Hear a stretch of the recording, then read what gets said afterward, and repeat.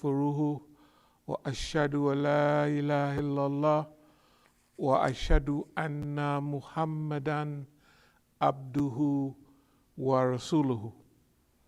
Arsalahu bil huda wa din al haq liyudhhiruhu ala din kullihi walau karihal mushrikun. All praise belongs to Allah. We praise Him. We seek His help, His assistance, and His guidance. We believe in Him and do not disbelieve in Him. I bear witness that there is no God but Allah, and Muhammad sallallahu alaihi wasallam is a servant and messenger. Allah sent him, that is Muhammad, with Deen al-Haq, the religion, the way, the methodology of truth. And this way of life, known as Islam, will rise to its proper position in this world, whether the mushriks like it or not. Alhamdulillah, the title of today's program is Negrodiscombobulator. And discombobulate is to throw something off, to just disorganize a system or a being, or render a thing uncoordinated. It's just, you say that boy got hit so hard he was discombobulated. He wasn't knocked out, but he couldn't function anymore. Discombobulator. So we want to talk a little bit today about some of the things that we have been involved in, and we want to talk about massive discombobulation. And what you just saw this last week was a system that was discombobulated. Now, you don't have to worry about right now for today's talk who arranged it, how it got there, but one thing about it, you also don't have to worry about who's going to benefit, who loses, but whatever you saw, it was a total breakdown of a normal functioning system. And it was all kind of agencies and people involved to make it happen. I was looking at some interviews the other day. This is Teflon Scene. Anybody ever heard of him? This is a guy that had 10 murder beasts and was dealing heavy and crack around in D.C. for a long time. He had 10 murder beasts and he beat 9 of them, and might as well say he got the 10th one. What about Kevin Childs? Kevin Childs explains Alpha, Rich Porter, AZ, early crack area, snitch versus witness, and more. These are the guys now, when you look at them, they're like 40-ish, 45-ish, 46-ish. And these one like Kevin Childs and them was big in crack, you know. This means that early and let's say mid 80s up to the mid 90s. And they ran into a lot of stuff. And I was just listening to their interviews. Brain Glaze Gibb, what was that? Gibbs on killing 6 people, being enforced of a fat cat, getting 10 years in full. The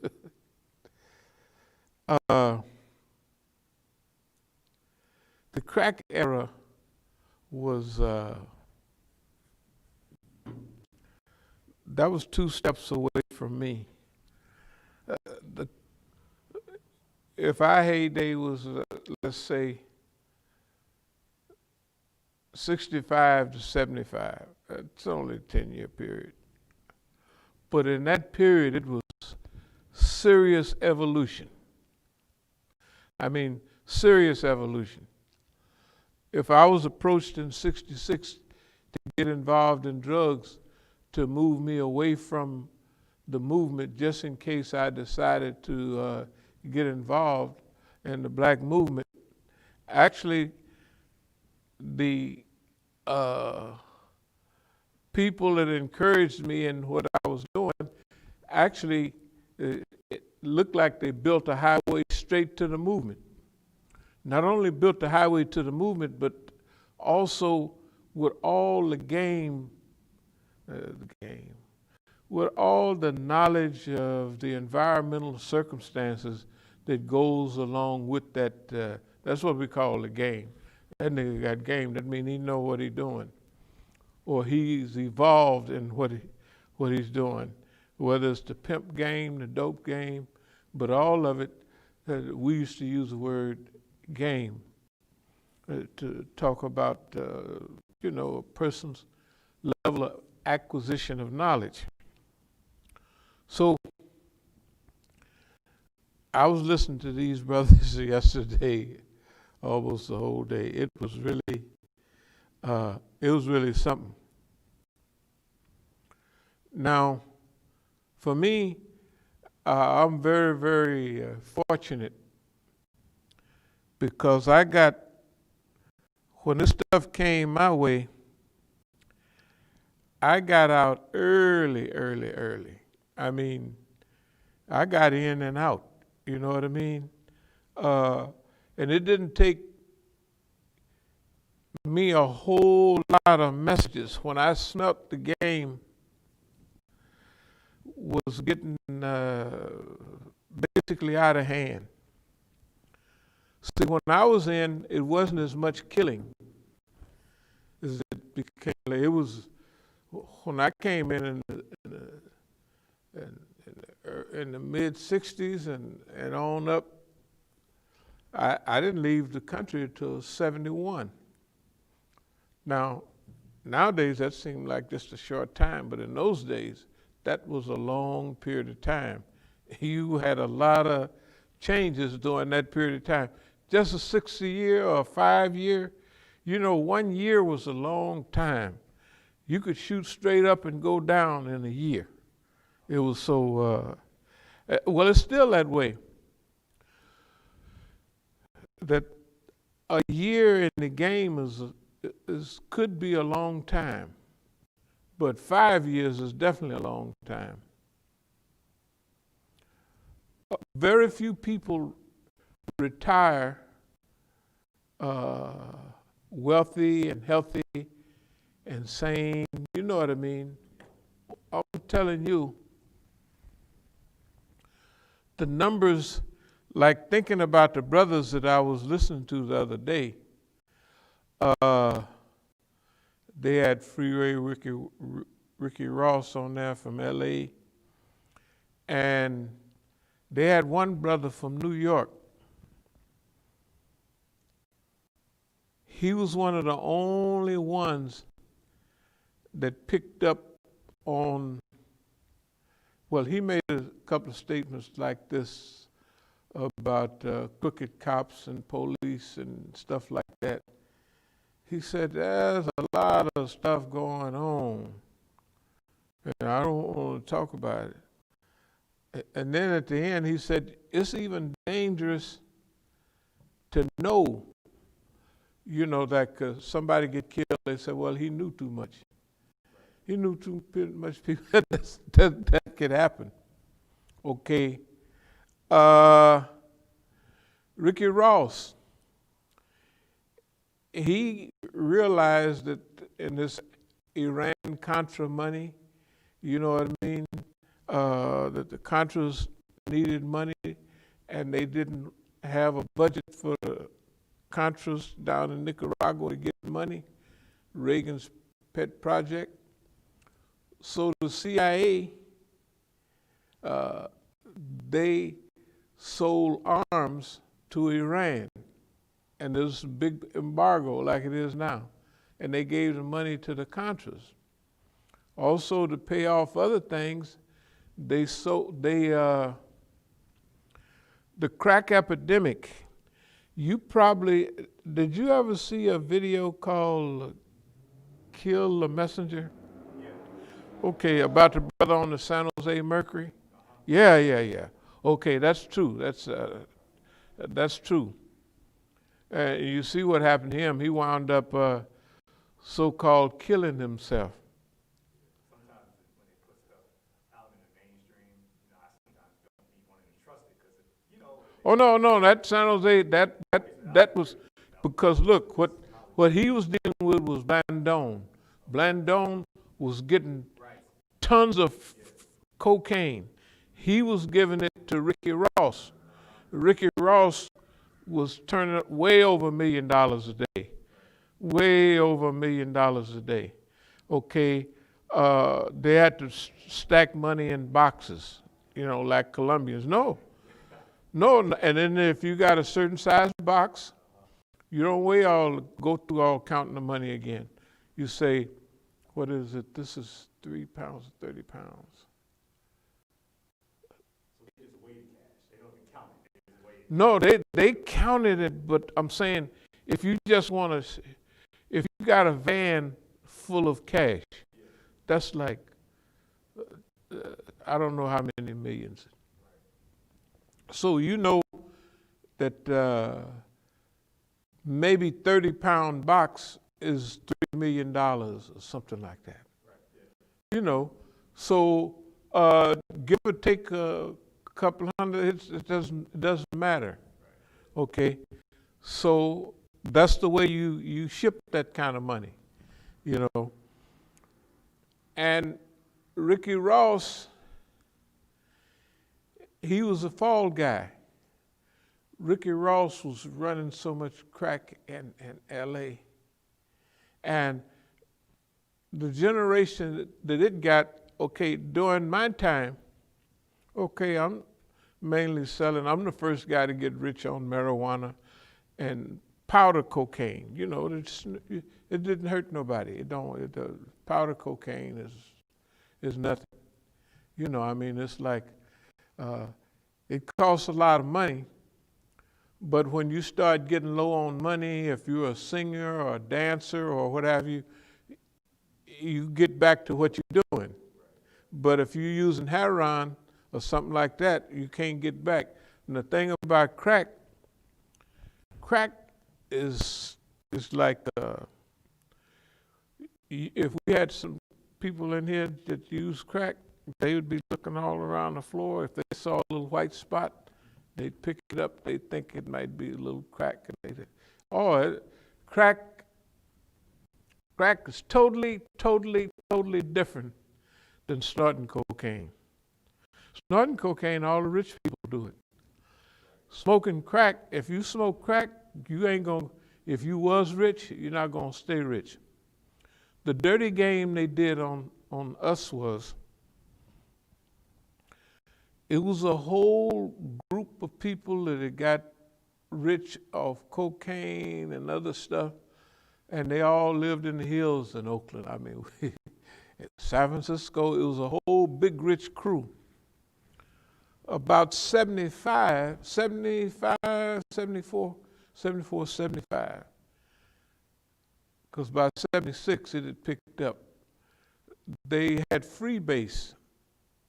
Freebase, I don't know. Freebase is when you have a vial of cocaine, a vial, and you have water in there, you put a little ether in there, and you heat it under here, and it starts to fizz. Then an oily line, if you put oil on water, the oil goes up to the top, floats on the top. Okay, that's the same thing happened with when you light it up, that freebase, and the ether goes right to the top. It's changing the form of cocaine. For instance, if you take 1 gram of cocaine, which is 10 tenths, and you put it in this vial, if 10 tenths, and then you take an eyedropper, suck it out, drop it on a plate, drop it on a plate. And it dries because remember ether, it dries. Now, some people can't wait, they have a hair dryer. Hey man, they can't wait. Do you ever hear about Richard Pryor burning himself up and what have you? That's what happened to him. See, in those days, freebase was different than crack. Freebase, they use ether. Crack, they use baking soda. They take cocaine and take baking soda, put it in a pot and cook it, and it dries out, and it makes little rocks, and that's what crack is. Baking soda is not dangerous. But baking soda, the crack is kind of like freebase when you smoke it. See, remember, just think, when you snort cocaine, you got about a 1-inch square area up there, right? Where you know, and whatever absorbs in your nose, that's it. Well, when you smoke it, your lungs, that's 32 something kind of feet. Your lungs. Okay, and you didn't change your form, and the hit from snorting cocaine is different. It's a pleasant, that's no big deal. But boy, when you get a hit, bam, of smoking it, oh my goodness. I never did that. I was lucky. When I went to prison and I came out, and all of my friends that was big was broke. I said, what's happening? I said, man, this bass, free bass. That's when Red Fox, Richard Pryor, all of them, Hollywood was going, what's her name that used to sing? Natalie Cole and all of them. They was all, man, that free bass hit California. I remember, free bass and stuff hit California first. Shoot, that was 75. By the time the crack babies started coming out all over the rest of it was 85. So, let me explain. Without talking about how this stuff works, they wanted to stop the movement in the 60s and early 70s. They did it. Bam. Heroin stopped it. Stopped it cold. Because you can't be doing movement and running around, breaking in houses and all of that, right? It destroyed the black community. Okay, black community had a little rest now.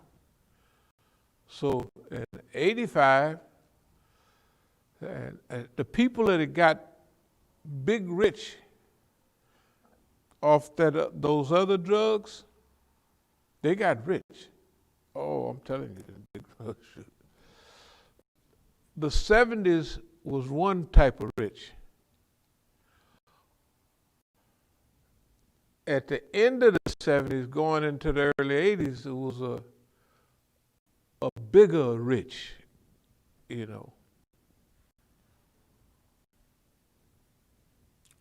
So the government, like they come up with heroin to kill the movement, they said, we got to find a way now to get that money back from them niggas.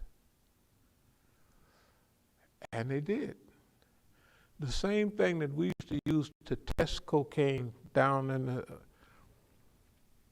remember I was telling you about put the ether in there and the water and put the cocaine in there. If you put 1 gram and you heat it up and you fizz and you drop it out and you weigh everything above the oily line. Below the line is garbage, it ain't nothing. But above the line, that's cocaine. You're just changing the form where you can smoke it. If you weigh it and you get 10/10 like you put in, it's 100% pure. If you get 5 points, it's half cocaine and half whatever else they put in it, right? If you get 4 points, that means it's 40% pure. You know, so you could tell. That's how we tested cocaine down in Colombia. The purity of it. When I went to prison and came out, I'm asking people what this is, how you do it, and they showed me. I said, that's the way we tested cocaine like that. And then we threw the stuff, you know, the little old stuff, we throw it out because it ain't nothing but 1 gram, you know. And they was smoking it. One of my friends, he was big in cocaine in LA. That pipe had him so bad, when I'd ask everybody how he doing, like if he had 25 keys and he sold them to all the different people, 25 kilos, okay. After he done sold all them keys, he was so heavy on that pipe, he would go and back around to his customers with house shoes on and a night coat, hair frizzly. I don't know if you ever saw that experiment of the rat that could push your lever and get a little cocaine, and he push it till he die. You don't eat, he don't do nothing. That's the way the brothers are on that pipe. Our masjid in Oakland, the guy next door, loved that pipe. And I would go and every few days I'd go in the back of our masjid and pick up pipes. You know why? Every time he get up in the morning or whenever he get up, he I'm quitting. So he throw the pipes over on the side of the thing. And that means he was quitting every night. It was ruining his life, ruining his business, ruining everything.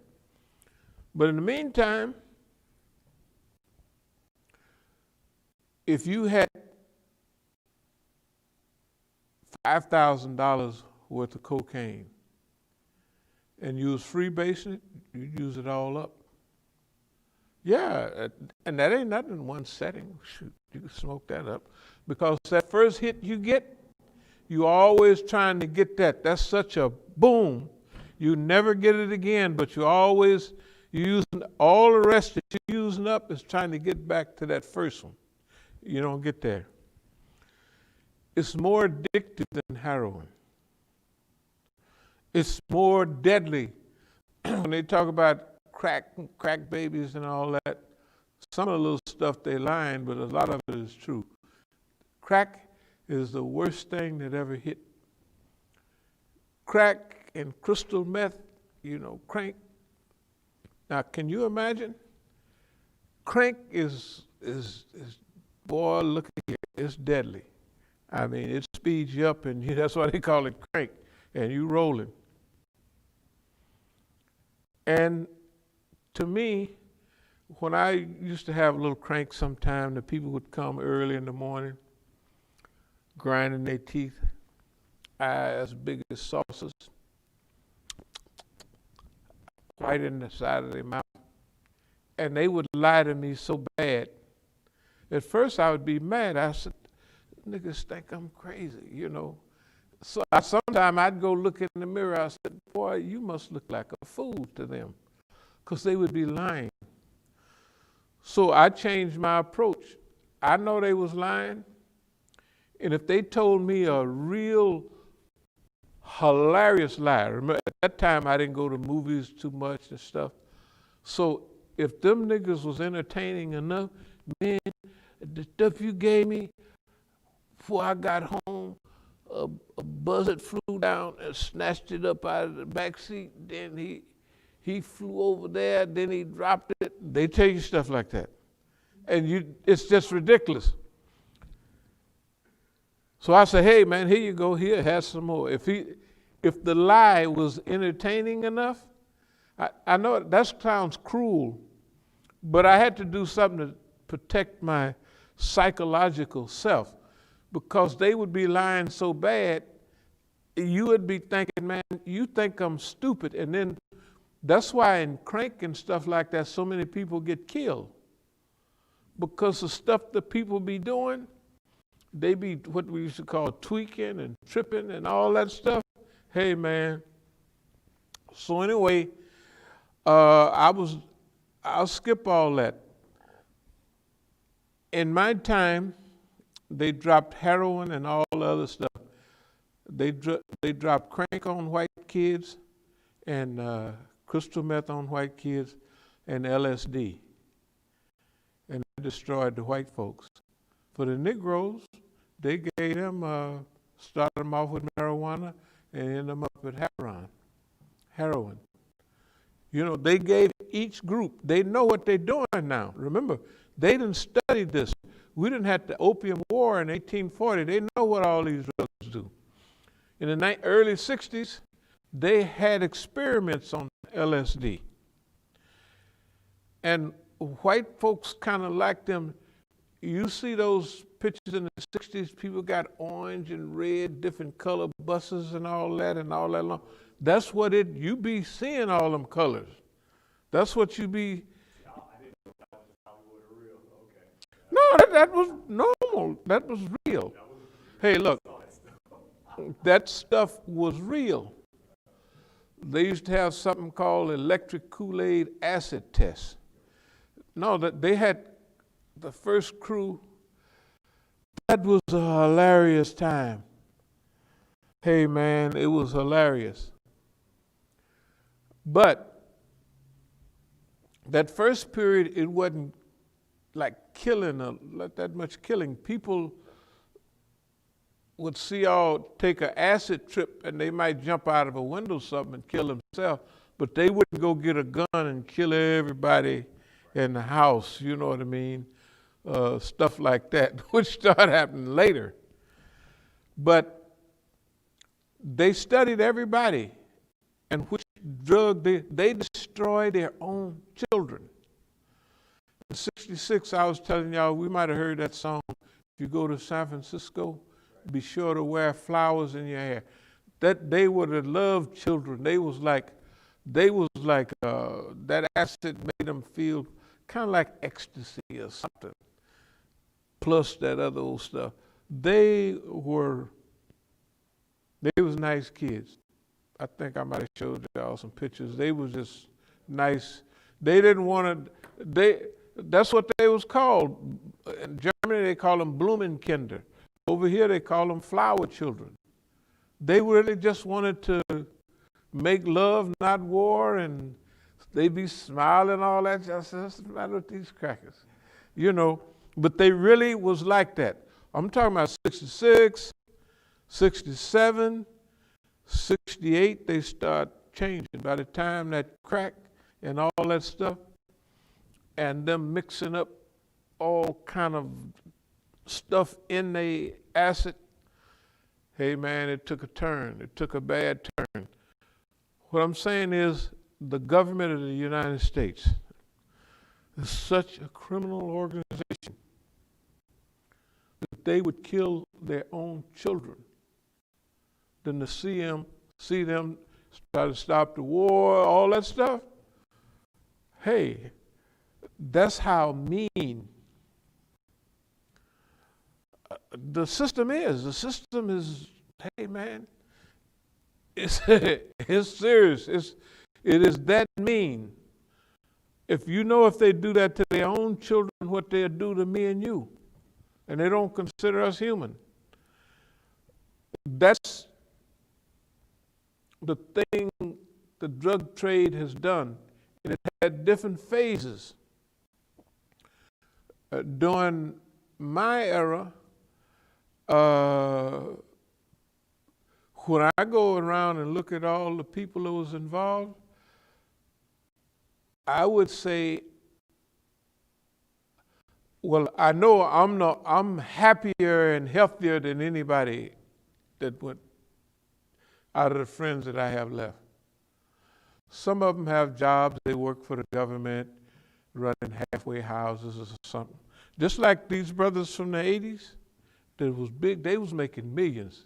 See, the money we was making was big money. But in Oakland, I made $10,000 a day, I remember I was sad when I made 5,000 one day. I was just sad. I was sad. That's 69 though, you know. And the amount of drugs that we had, you have to think about it. The amount of drugs that these Negroes was having in the 1980s and 90s is unbelievable. And in New York and other places, the money they was making, everybody was knocking over 100,000 a day, $1 million a day. Yes, of course, $1 million a day. The weight and the poundage, the kilos that they was moving, probably it was more when I was getting ready to finish up what I was doing. When I quit, I had went through, you know, I would send some up here and then get money down there and then do whatever I was going to do. I did a shipment every 3 months. It was nice. You know, I just rested and relaxed for a couple of months. And after 2 months of rest, I would get, because you sending it up and getting it sold, and then you getting the money back as time go on, and then you do whatever, you know, but you rolling. It's not, it was, if I had to have a job that was legal, that would be a perfect job. That'd be, man, it's just, and the money, but you know what? The last time, I always thought of organizing the U.S., all the Negroes. I always thought like that.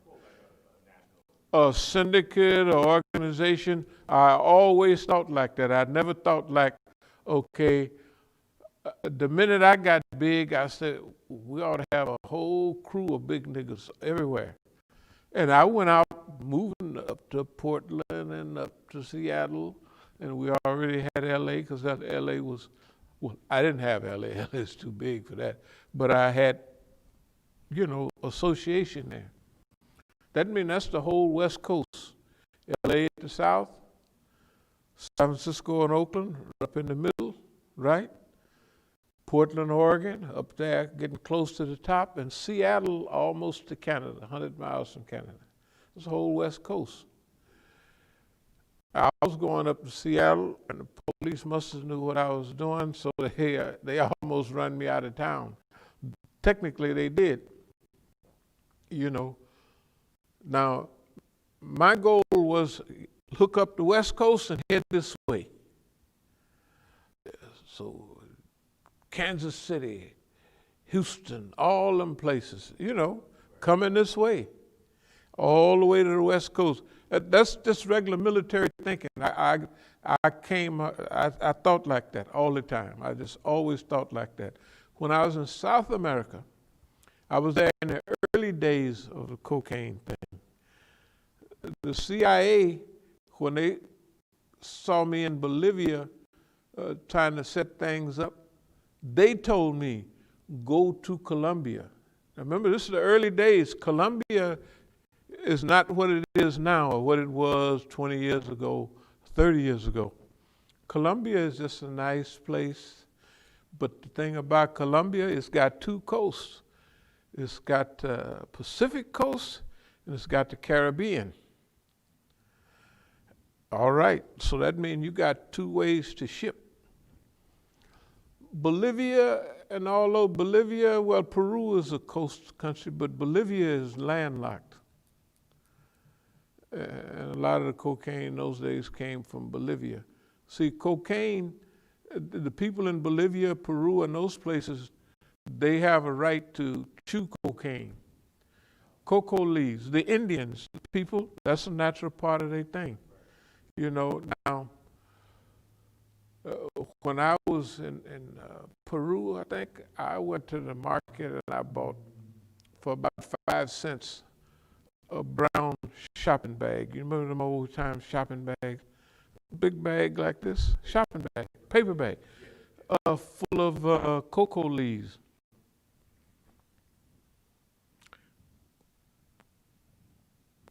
after a while, I spit them boys out. I said, I'm going back to, now they getting high. I mean, they're not getting high. They just do it. It's a part of their culture. It helps them work in those high mountains. You know, that's a whole mountainous area. They're 12, 15,000 feet up. So that, yeah, La Paz is 14,000 feet up, I think. The airport was 13,000 feet, 15,000 feet. It's way up there, okay? The highest lake in the world, navigable lake, is Lake Titicaca. It's 12,500 feet up. It's a big, giant lake up there, you know. But anyway, let me get back to what happened. When I was, you know, shipping blow up here, the last shipment I was getting ready to do, I was half in the middle of it. My idea, I got paperwork from the hotel I was staying in Hermosillo. So I'd moved from down there, Colombia, to Mexico. And then the Mexican border, you get a few places along the border. You know, you don't stay there all the time. You just, you know, get a few places. One for Tijuana, one for Nogales, and one for other places, those, and you send it over. See, that way you cooling it off. You ship it from Mexico, from Colombia to Mexico, no problem. In Mexico, transportation, no problem. And all you want to do is get it across the border. So if you got 3 or 4 spots, okay, that's what I had.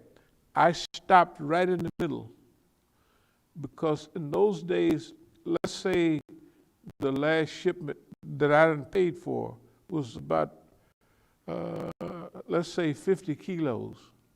That would have been enough in those days to organize, that was a lot. Them guys was getting 50 kilos per day almost, or a week.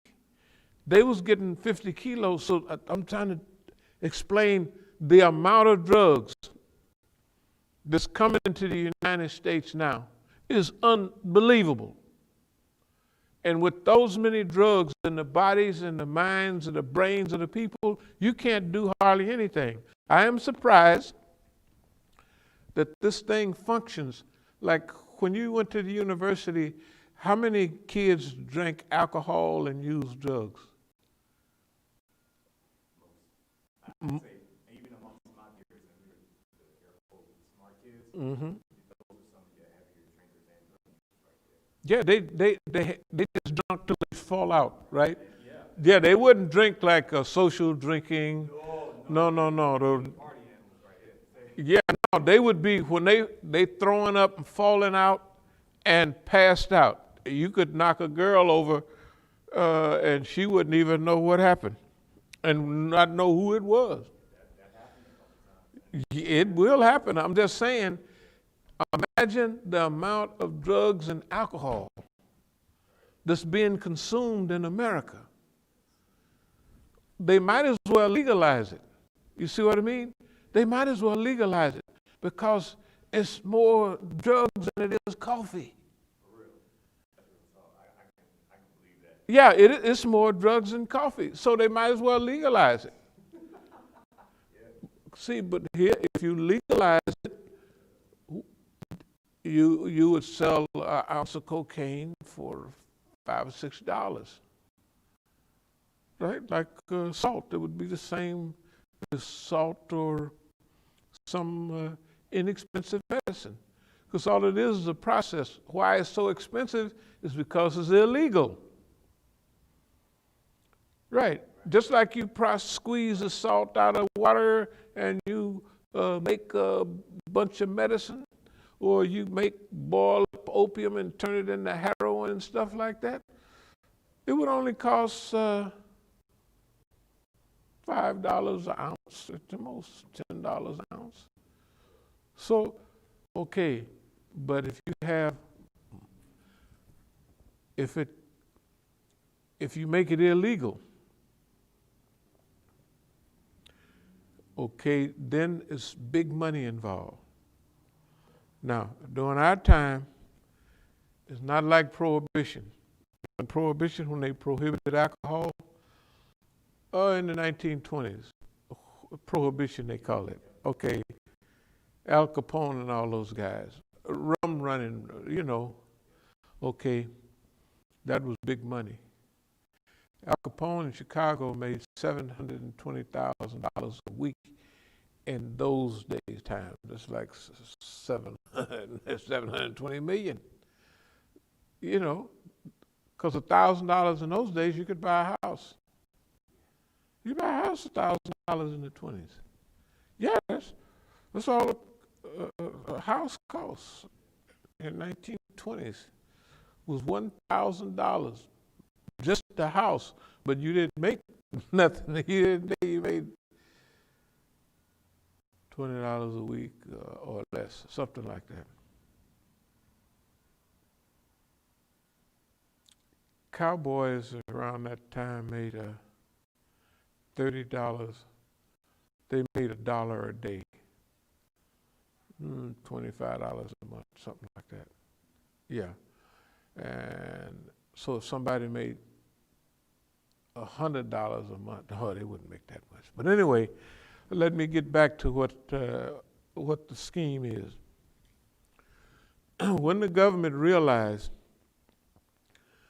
what they had created, first of all, before Prohibition, there was gambling and prostitution. That was what vice was. When alcohol was prohibited in 1920, and like I say, in Chicago, Al Capone made $720,000 per week. That means he was so rich. He bought all the police, he bought everybody. Okay, it's just spending money. That's where organized crime came from. The mafia and all that came from Prohibition period of 20s. I mean, they were better organized than the police. When you see them with all them machine guns shooting, driving them cars, that's when the Thompson came out in the early 20s, the Thompson submachine gun. And they were better armed than the police. The police had 38s and stuff like that. Yes.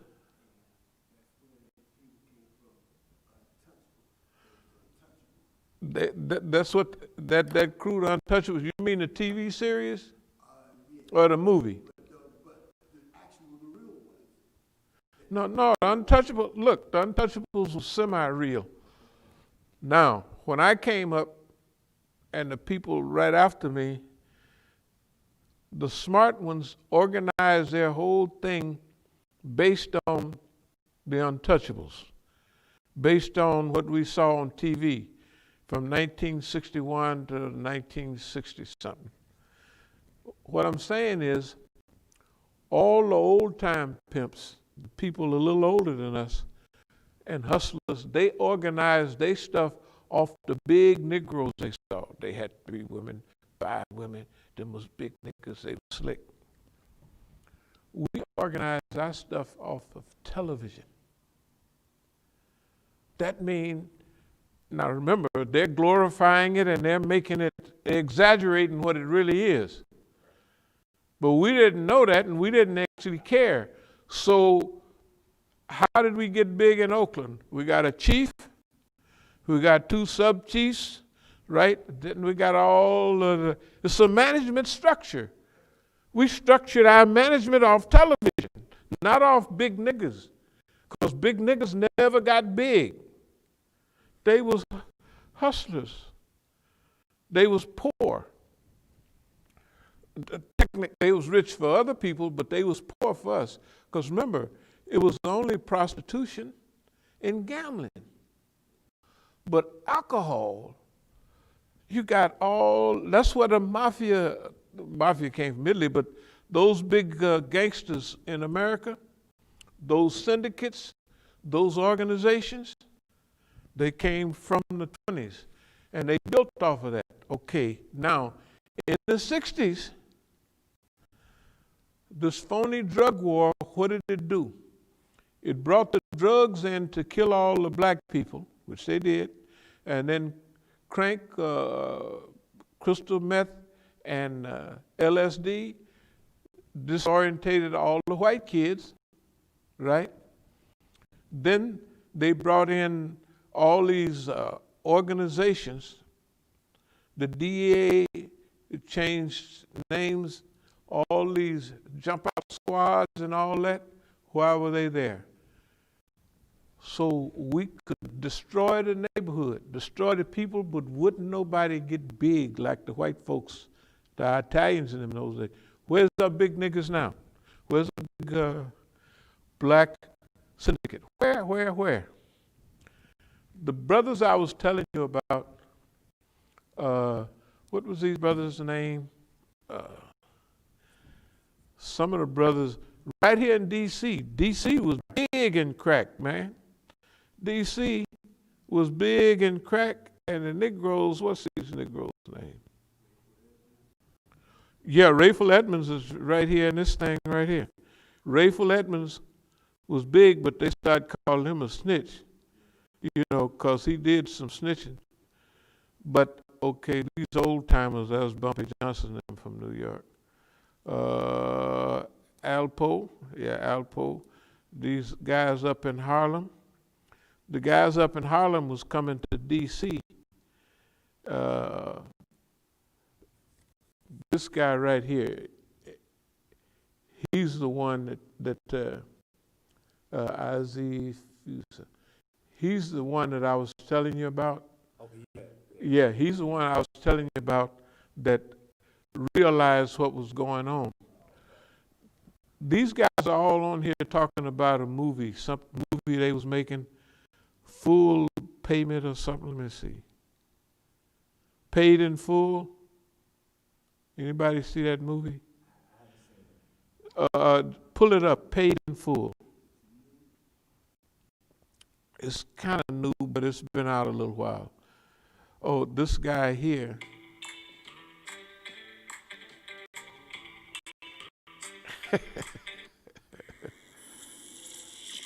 Kevin Childs and his Rise and Fall. Here we go. We have former Harlem drug kingpin and author of the book The Crack Era, The Rise, Fall, and Redemption of Kevin Childs. Right. This guy was big. Thank you for having me, Black. Absolutely appreciate it. You can see now they're about 40-something years old. They done did a little time. These guys are now working to talk to young people so they won't think, see all that. Let me see. All that's glorified. It's really glorified. And if you're a young kid coming up in D.C. With one pair of tennis shoes, and you see these Negroes easing by in their cars and cutie pies and stuff, so what you're going to do, you're going to go join get a government job if you ever could, or you're going to do what they do. And remember, they getting money, 10, 11, 12-year-old kids, 13, 15-year-old kids are handling big money. You know, they're handling big money. And if they live to get in their 20s, these guys was making millions of dollars. They don't wind up with none of it.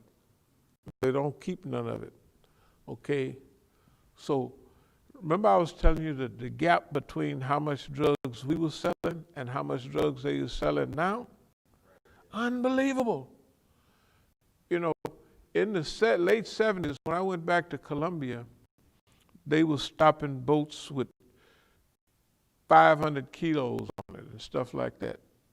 The people don't know how much, 5 tons of cocaine. That's a boatload of cocaine. When I was down there doing it, if you were shipping 20 or 30 keys, you was making big money. I'm telling you now, the amount of drugs that's being consumed in America is unbelievable. You mix drugs and alcohol, hey, why they won't legalize it? They won't legalize it because if they got all these police agencies, the war on drugs, then they get a chance to kick your door in. They get a chance to right. They probable cause to go in your house and to deprive you of your freedoms. Why? Because you're a drug suspect, right? All the things about money and change in money and all of that, okay? Well, now when you go to the bank, you can't put, if you put over $10,000 in the bank, you got to fill out some paperwork and all of that, right? So they got all of these laws now to make sure don't nobody get big. And they promise you so much time that everybody tell on each other. That's why there is nobody lasts. And then they kill each other so much, nobody lasts long enough to keep any money. It's a perfect racket. It's a government racket. The bail bondsman and the insurance, like all those cases, I don't know if I'll show you all the paperwork I had. The bail bondsman, the lawyers, and the police. The police arrest you and arrest you and arrest you. The bail bondsman bail you out, right? And the lawyer getting big money from you. Uh-huh.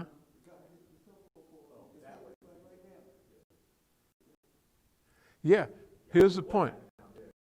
But you got to think about it. That's a good racket. You know, I used to wonder, well, now I know better, but I was so young, the police just took my driver's license at the DMV, you know. But when I got all them big pretty cars, you think I'm not going to drive them boys? And every time I get stopped all the time, but they got probable cause to stop me because they know I don't have no driver's license. And waiting for your tickets, the police would wait for tickets to come out, or warrants to come out. And they would be downtown in the office waiting for them. They wouldn't put them in the desk like they did. The police would be there waiting for them. You got anything on Clarence Reeves? Yeah, he'd just come. They got it now. They can stop. That's why I have so many arrests. I don't know nobody in the United States that got as many arrests as I had. You remember page after page after page. Okay. So I got a chance, see, but that was a big help. They overdid it so much that I got a chance to get the whole game on this police thing. You see what I mean? When I looked at it, I said, well, by 71, I packed up and I said, I'm leaving America. And that's when I left. I said, you got the judges, you got the police, you got the whole show, and you cheating. They set me up, you know. I said, y'all got all this going for you, and you going to go and cheat. Shoot, I said, y'all keep this boy, you know. Now, I was going to talk about this a little bit, about how fortunate I have been. I wasn't going to talk about me, but when we talk about the way they're doing the brothers, you have to talk about yourself a little bit because you know that game. None of those guys picked up on what was going on, really. They blamed themselves for what they was doing. Yeah, if I'd have known, I wouldn't have never did this, and I really was hurting the community. Yes, they was, but they was being used by the system to kill their own people. And only one, the big dark-skinned brother, he was hinting like he knew what was happening, but he said, some of that stuff you don't even want to know. So here's the point. Here's the point where we are right now. With what we've learned, that's why, what did we call this thing? Negrodiscombobulator. No. Now, how are we going to discombobulate the system? Okay, so now we'll start going into what we really want to talk about. So for them, number one is the worst is yet to come. The worst is yet to come. When you look at what happened last week and all these other stuff that's going on right now, the worst is yet to come. Do you remember that I said that this Kushner guy, that he, well, first of all, this white lady named Vicky Ward, she wrote a book called Kushner, Inc. Yeah, I listened to Gopal. Yeah, Greed. See if you can pull up that book, Kushner, Inc. Here's what she said. Now, I hadn't read the book. Haven't read the book at all. Here's what she said. She said that Kushner, the subtitle of the book is Greed, Ambition, and Corruption. Okay, I said that Kushner was too young to know anything about political administration. And I said that he was a Mossad agent. That's what I said. Okay, I just heard about this the other day. Somebody must have sent it. Sometimes on my phone, some stuff that I talk about after a while, it pops up. So I'm kind of getting an idea. Here's what. So if I was trained well enough to look at the world and say, who hates Iran, who hates this, it's Saudi Arabia and the Zionist state of Israel. And the one that hates Iran more than anybody is Netanyahu. Now, Kushner, and I didn't notice when I just found this out the other day, a day or two ago. Kushner, when he was a little kid, remember Netanyahu was here in the U.S. for years. He was an Israeli functionary ambassador or something up in New York. Sometime they stayed with Kushner's father. And in this book, this white lady, did she pull the book up? Yeah, I found the book. She says that even one night, Kushner stayed in or Netanyahu stayed in his bedroom because the house was full of people. So he probably slept on the floor. Kushner, this guy here, and Netanyahu. Okay. Now, what I said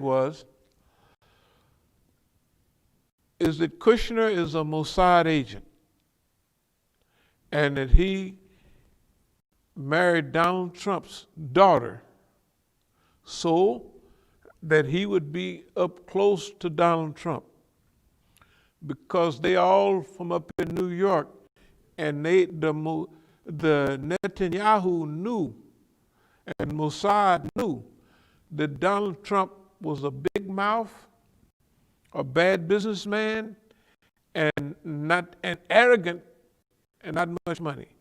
He's a perfect guy to set up, right? I also said that the Israelis wanted to use the United States. In order to use it, it wants it to be big and physically powerful, but managerially weak. It would have weak administration. And this is what happened last week was, remember I told you they was going to dump Donald Trump. Okay, now, what is this then? That's what they did. They dumped him. They dumped him at a special time. Look at the way they dump him. They have him, now imagine now Kushner's there feeding him, going out there, Don, going out there and do this, going out there and do that. And he jump out there, and all of a sudden, he done lost all his support, or a lot of it. He done went against the United States, And the United States is weak. It's weak. All the countries around are saying, you boss man, you should have. And they also saying, hey man, y'all got more people dying than anybody in the world. You just 20, a small percentage of the world population, and you got 25%, 20% of the people dying in the United States. What's wrong with y'all, man? Y'all ain't got it together, and that's what the world is looking at. And this week, when they saw what happened down there, you could tell that was all arranged. That was a 911 incident, because 911 couldn't have happened unless they took all the planes out of the sky, unless they closed down. That was one of the things I was kind of like, there's no way you're going to have that type of light security around the Capitol building while they do counting them votes. No, they ain't letting that happen. And everything, hey man. It's too much to go wrong. It's too much. This is worse than 9/11. The point is that the United States is now weak. It's not now weak. The United States been weak. And we're going to get into that a little bit. Psychological guerrilla warfare. Remember we said in our writings from over 10 years ago, harass, disturb, produce arrogance, ignorance, and accelerate the decline of the United States. I don't know. Have you ever read that in one of our? Yeah. That's what we said. That's what psychological guerrilla warfare is for us.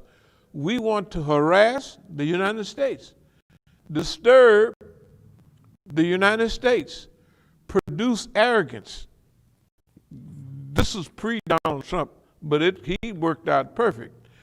Produce arrogance, because arrogance and ignorance is a sure thing for destruction. If you're arrogant, if you go into war and you're arrogant and you're ignorant about everything, right? What does it say? Know yourself, know your enemy. 1,000 battles, 1,000 victories. Because you know yourself. Strengths, weaknesses, how you know yourself. And you know your enemy. When you arrogant, I'm big so-and-so. I'm the United States of America. Yeah, and that's what you act off that. You bad. But you got to remember, let's go over just for a minute.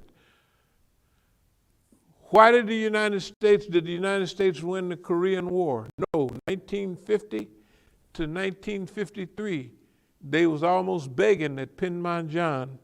Actually, the Korean War is still on paper. It was a ceasefire. It was never a peace treaty. It's 1953. The U.S. had won World War II a few years before, 5 years, 6 years, 7, 8 years, and they said, we bad. When I was a kid, they'd walk around the schoolyard, the white kids, hey, get out of my way.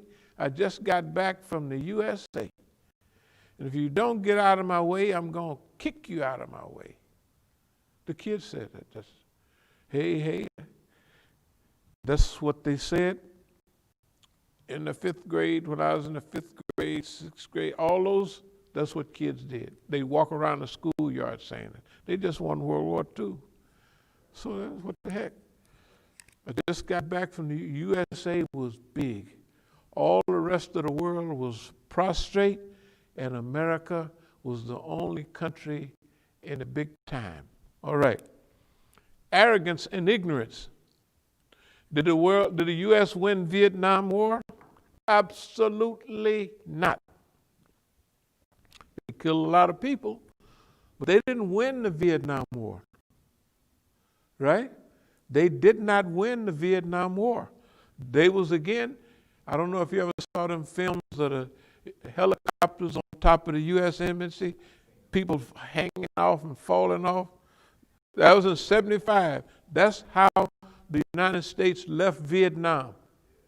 It wasn't until you explained, it's like, how sometimes as a kid, you see videos, right. You don't know what you're looking at. Right. It wasn't until I came here, you explained it. I know, that's what I was looking at. Yeah, that's what you're looking at. That's what I was, the Vietnam, they lost an amount of friends, and the Vietnam War was in my era. I was about the age to go to Vietnam, but I wouldn't even think about no dumb stuff like that. You know, so all those people who are in their 70s now, 75, a little older, a little younger, you know, that's the Vietnam era. The Vietnam era, they lost so many Americans, so many people got killed, and they killed over 1 million Vietnamese. See, they lost 58,000 Americans, but they killed over 1 million Vietnamese. See, that's the thing about the Iraq War of 1991. They killed another 1 million, then another 1,750,000 died from depleted uranium and all that stuff they used on them. Depleted uranium is when they laced the shells that they use with this depleted uranium. When it hit a tank, it cuts it like butter. That's the way that's, hey man. And then the American soldiers would go stand on that tank in 91, Desert Storm, and take pictures. And they came back home, messed up. The girls came back home having two-headed babies and all that, just like the people of Iraq was. And they said to Madeleine Albright, Miss Albright, about paperwork says 750,000 people died because of the embargo you have on. She said, I think it's worth it. These people is brutal, they're inhuman. Okay. But they ain't won no war. In 91, they went over there and they got out. But when they came back in 2003, right? Yeah, in fact, March 2003, they got tore up. They conquered Iraq right away, no problem. But then the people started resisting. And now America trying to get out in a hurry. Afghanistan, 18 years ago, they can't get out and they're getting burned alive. I'm trying to say this, is that the United States is humiliated itself in the eyes of people of the world. Then when you got Donald Trump as the president, that boy was hired. Remember what we said? He was hired to destroy the Republican Party, the Democratic Party, and to bring America down. Okay, is that what I said? Yes. Look at the news. Look right now. What's happening to America? Okay, now I'm going to get to how we got to that. The denegralization process. The revolution will be televised. Now, about us. You know, in the Bible, I think I read this before, it has a verse, all eyes shall see him, but he will come like a thief in the night. Okay, now think about it. How is it? In fact, the chief did that's where I get to that. The chief, he did a beautiful discourse. How is it that all eyes can see him, but he gonna come like a thief in the night? Right? How is it that everybody, if you see a thief coming, you're gonna start hollering, man, get out of the house, da da da da. So all eyes should see him, but he gonna come like a thief in the night. That means everybody gonna be looking at him, like everybody looks like looking at us. But they won't know that a thief somebody came and took their most prized possession until they look around and everything is gone. Then they will know we was looking at that nigga all the time. The FBI, they looking at us all the time. But they don't know what they looking at till they look and see what's going on. Darkness is at nighttime. It means you don't understand what's going on. You know, they said darkness and psychological, all that. A thief steals things. How is it that everybody gonna see him? Right? But he gonna come like a thief in the night. They gonna see him, but they don't know what they looking at. Right? Until they look around and see our pride in America is gone. Our credibility is gone. Our wealth is shrinking, right? And they won't know that until they was looking at it, and the people telling them all the time, boss man, you got to do right. You're going to have big trouble, I'm telling you. And they ain't paying no attention. Why? Because they living in a state of ignorance and darkness. They won't realize that a thief been there until the thief is gone with their prized possessions. Their character, America the Great. Their bombacity, America will live forever. All of that, that's gone. When you take, when people look at America now, they don't look at America, the bastion of democracy. Oh, because somebody hooked up a little scheme. You can tell, we're not going to go into all the hooking up and who wins, who loses, but if you was, and the news is all seeing this too, and they saying it. Why, if those was Negroes, they'd have killed them on the steps. They wouldn't have let them get up in there. Every news service is saying that. Right? Confederate flag, of course. They got, they said, how they got Confederate flags? How they got, where did all these people come from?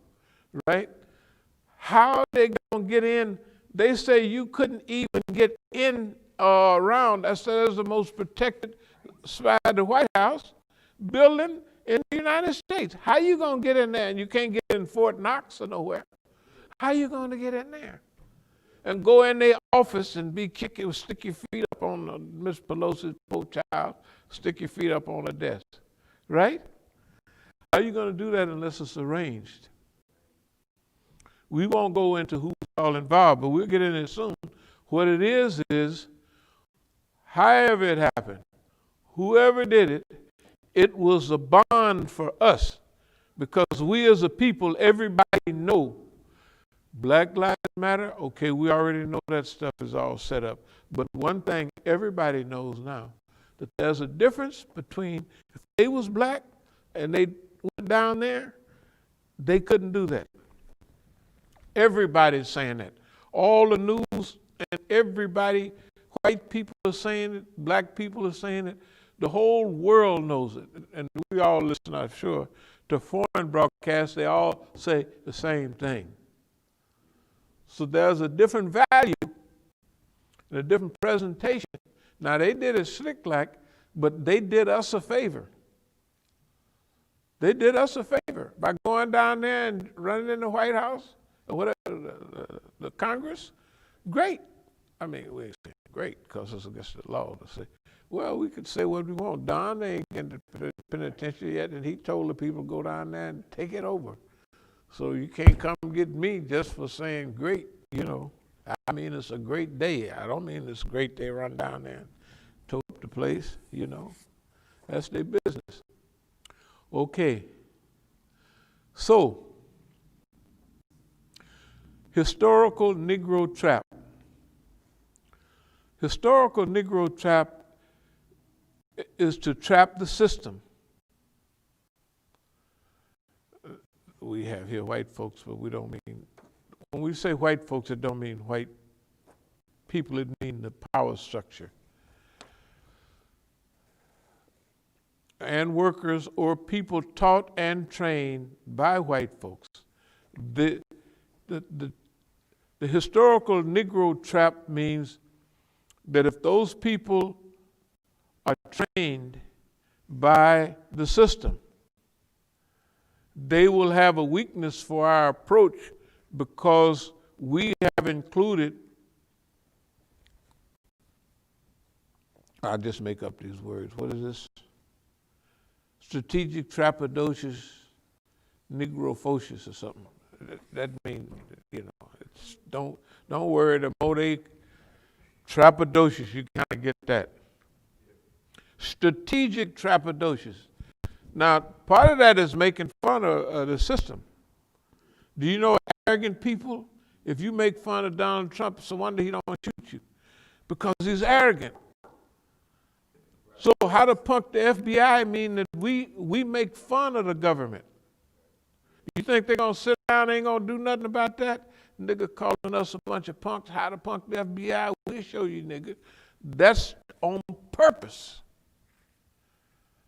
We're not stupid, that's on purpose.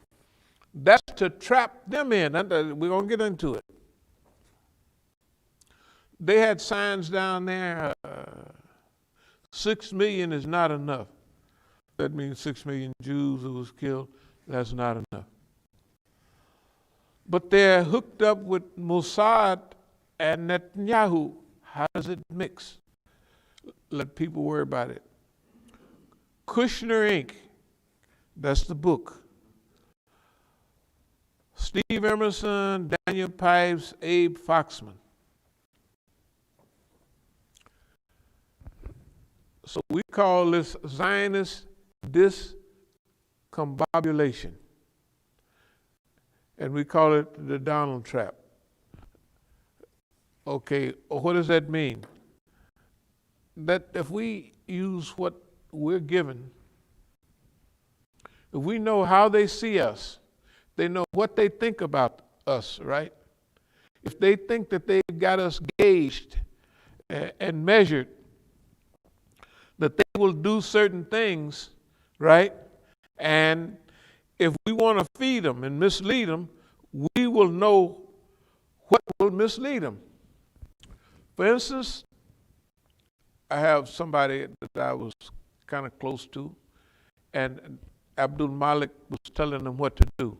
So, Abdul Malik's rule of thumb in Oakland was,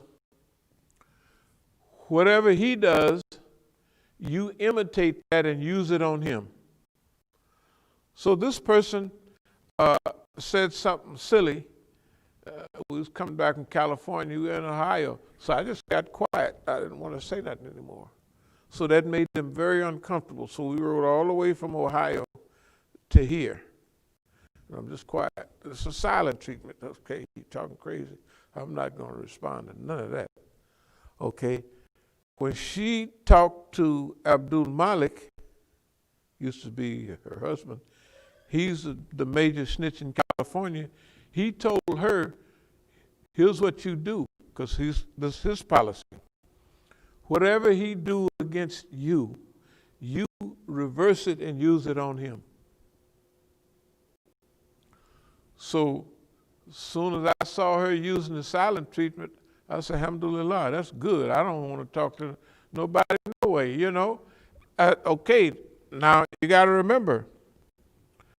So you got to know how the people are going to react to who you are. You have to trust your knowledge of your environment. And so,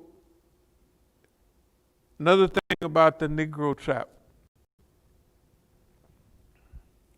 I brought my nephew here during Ramadan a few years ago. He's a teacher, so he was down in Arkansas. I told him, come on up. So he came up here specifically to go to this, to teach in the school. Right, okay. When he got up here, stuff was just going into an imbalance in the school. So we had a meeting right down there. Brother Tufel was there, Brother Ali, them was there, everybody was there. So somebody in the school was saying some things about me. And I talked to my nephew, I said, if they said that in Oakland, what would happen to him. He's from Oakland, so he says, boy, they couldn't get away with that in Oakland. That's a setup. That's a setup. What would happen if they said that in Oakland? So now I'm giving them, I'm heading them along the road. You got to remember. So therefore, when they start acting stupid in Oakland, right? I didn't send them there.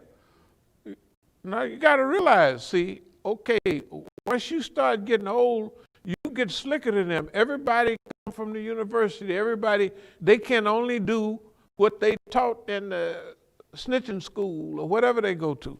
They don't know nothing else. That's all they know, and you know what they know. So now you're going to send them on all. I'm not going to go into the details, but off they go. That's why in 2013,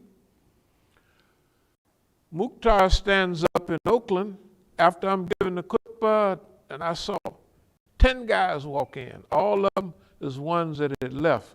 They had left, and so they all walking in the Juma.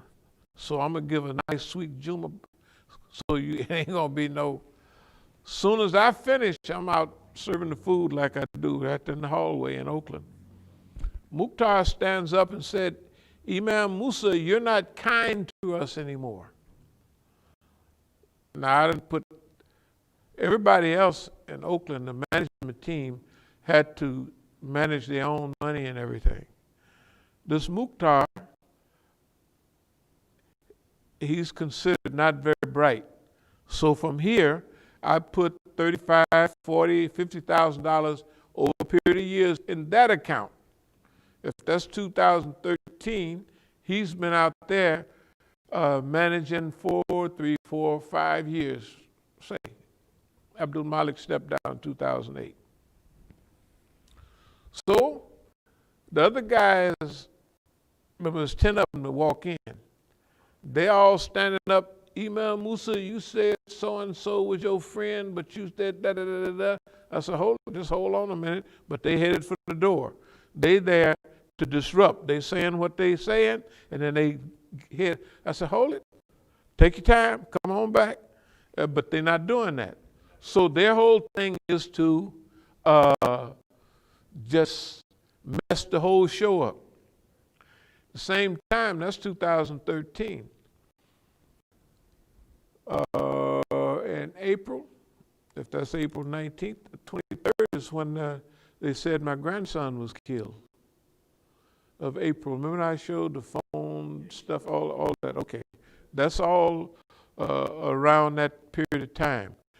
As soon as I got back here, the night I got back, that's when they said he was killed.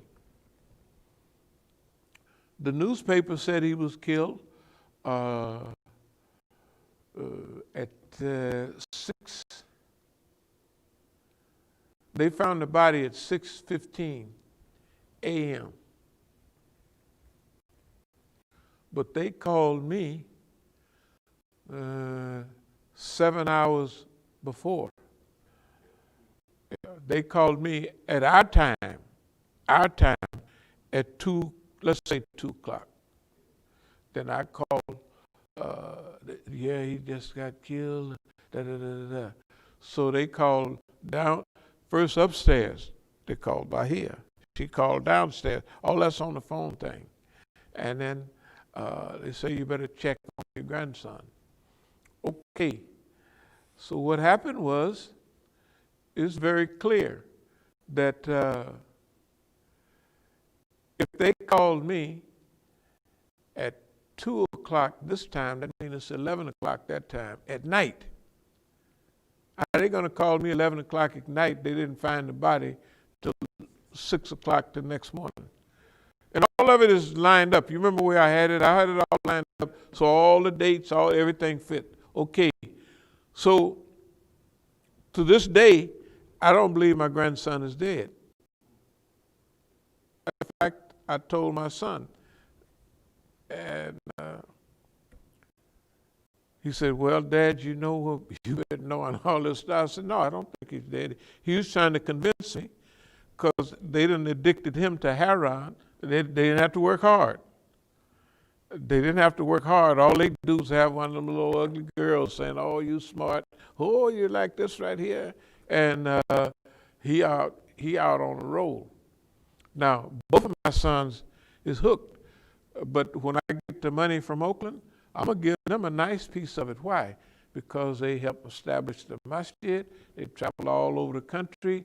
And they didn't sign up for what I'm doing. They didn't sign up for what I'm doing. And I told them in '86, I said, the government is using the same thing on you as they use on the Soviet Union. In other words, kids. Just kids. How's a kid? I said, the only way you're going to get through this is you do exactly like I do. Here I am, discipline, self-control, focus, all of that. How are they going to do that? And they're just kids. One is 12 and the other one is 15. No, one is 16 by then and the other one is about 19. They can't do it. Plus, they in Oakland and they're not thinking, they're not even thinking. My son told me, he said, "Dad, he said, you got a lonely job, man. I wouldn't." I said, "No, this is fine. I like doing what I'm doing." I was trying to tell them, I like doing what I'm doing.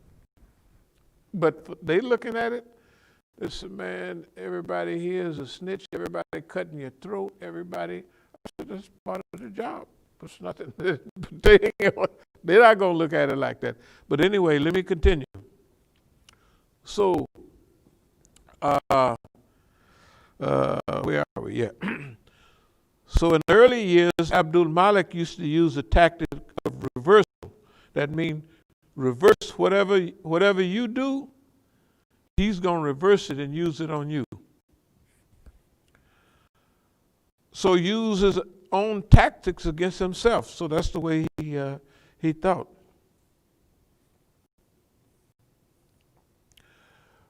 So that was part of the treatment.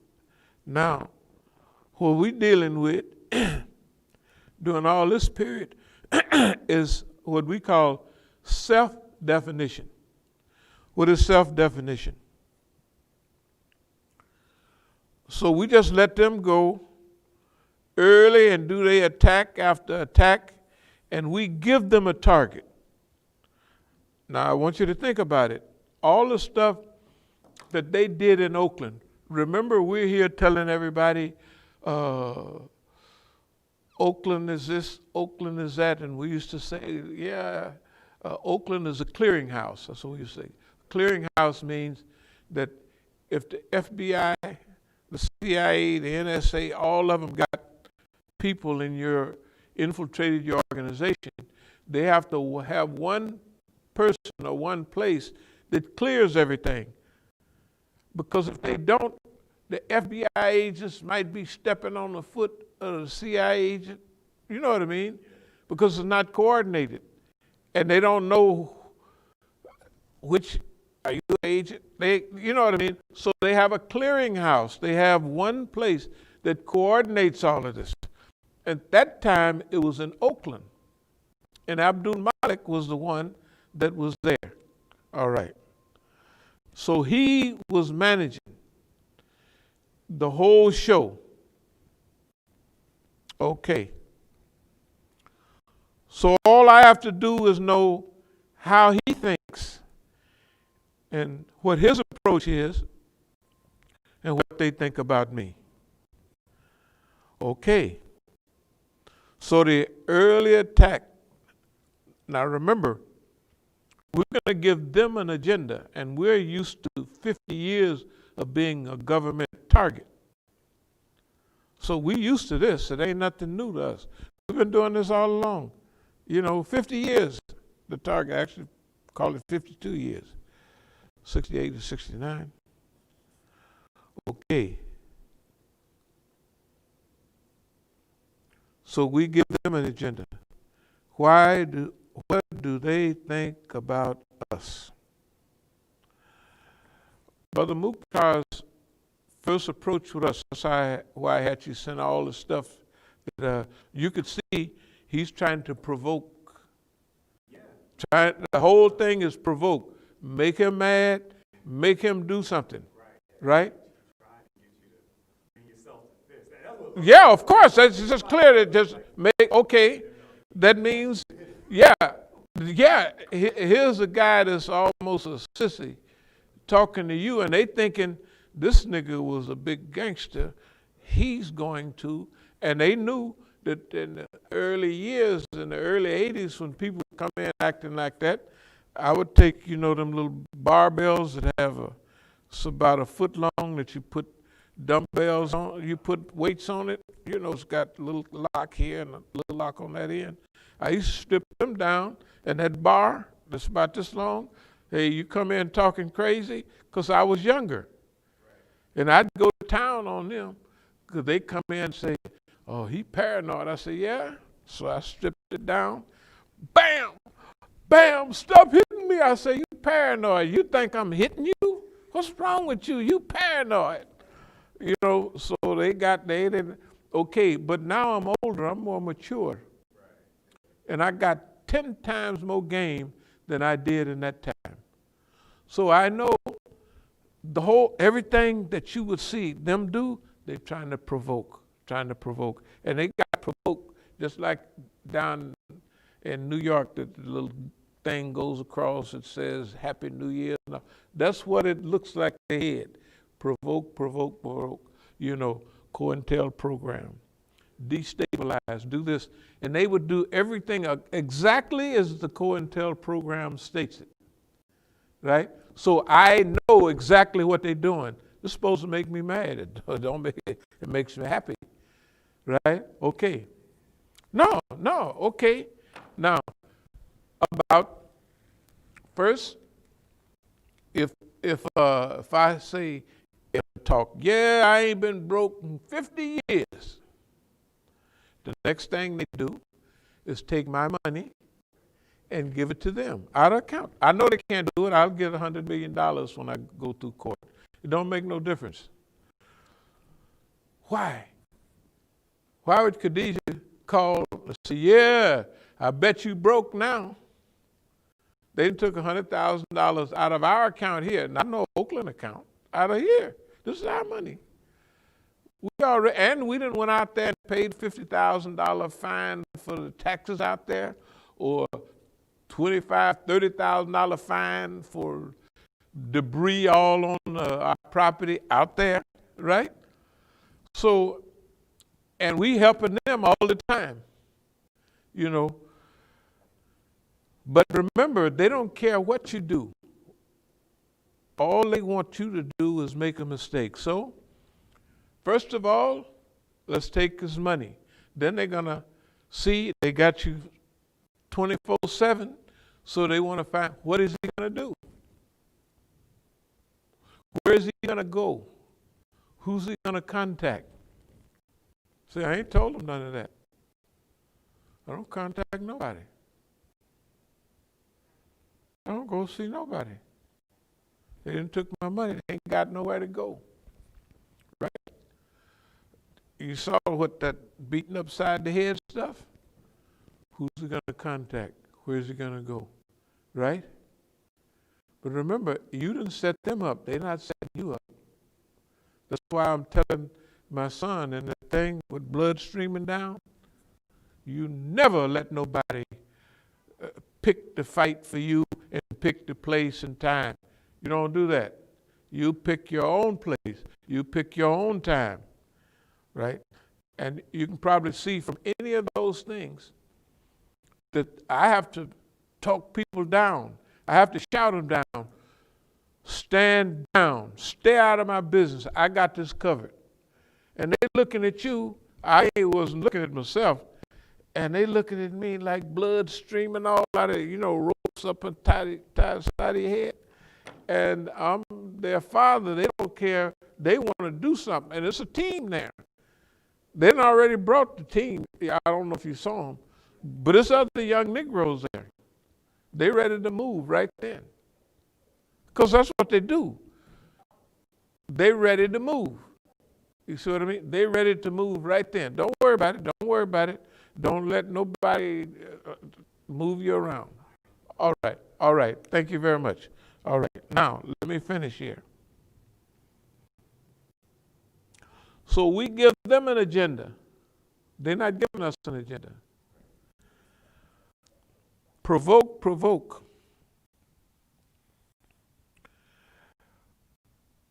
We are not and have not allowed them to spook us, to make us go over here. They attacked my son, when he just got out of the hospital. You know what I mean? Okay? They raid the masjid. And that's wonderful. Can you imagine that we tell them? We tell them we're the only independent masjid left in the United States, right? So what do they do? What do they do? They're gonna raid the masjid, right? And I'm saying, no, y'all can't come in. They raid, they gonna do what they wanna do because it's all of them and me by myself. I'm not gonna go get anybody. I've never went and got anybody. Because if I did, except for one time, if I did, when I had other people there, I wrote these notes just like this. I said, well, we're going to have a big show. We're going to have Cracker Jacks and stuff like that. And we're going to have a big show. Then they came full force. They thought we was going to be armed. I said, nobody can be armed. You can't be armed. So pretty soon, they did this and did that. Then they run off. And the police blocked the street.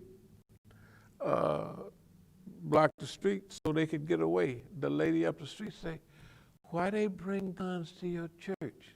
I said, looked like the police blocked the way so they could run away. I said, yes, they did. Okay, so now we can go, those people still live right up the hill. Whenever we want them, we can go get them or find out where they at. Okay, so let's see. The other thing they think is like, when we would go over to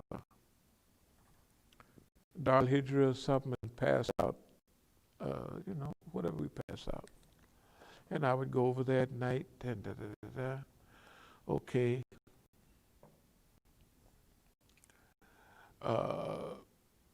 We go down to CARE, do a few programs down there. I used to go down to Chinatown, what's that, where the stadium is, the plaza, whatever that thing is down. And Gramercy, Gallery Place right down there, okay.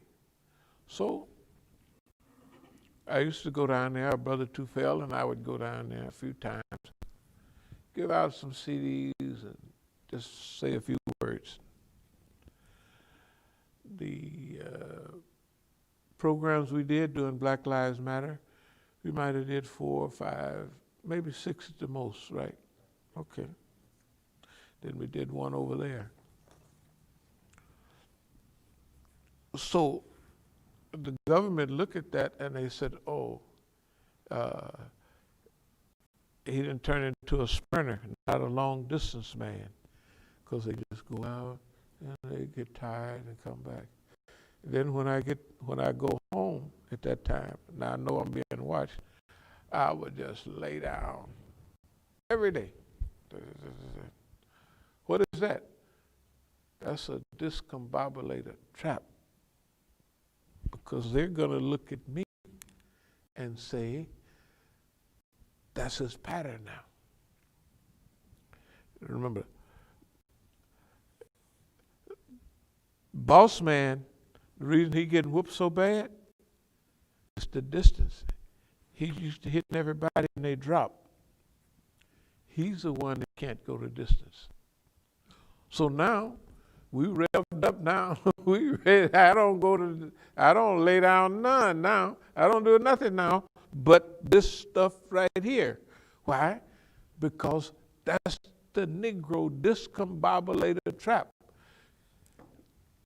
And they don't know that I'm trapping them until I come right here and tell us, boss man. I said, I told y'all all the time, 95% of ability is stick ability. And you saw my writings, I told you how clear things looked, and I'm ready for this one. 500 rounds. You know, that's what I don't know if you remember that. I said 500 rounds. Yeah, okay.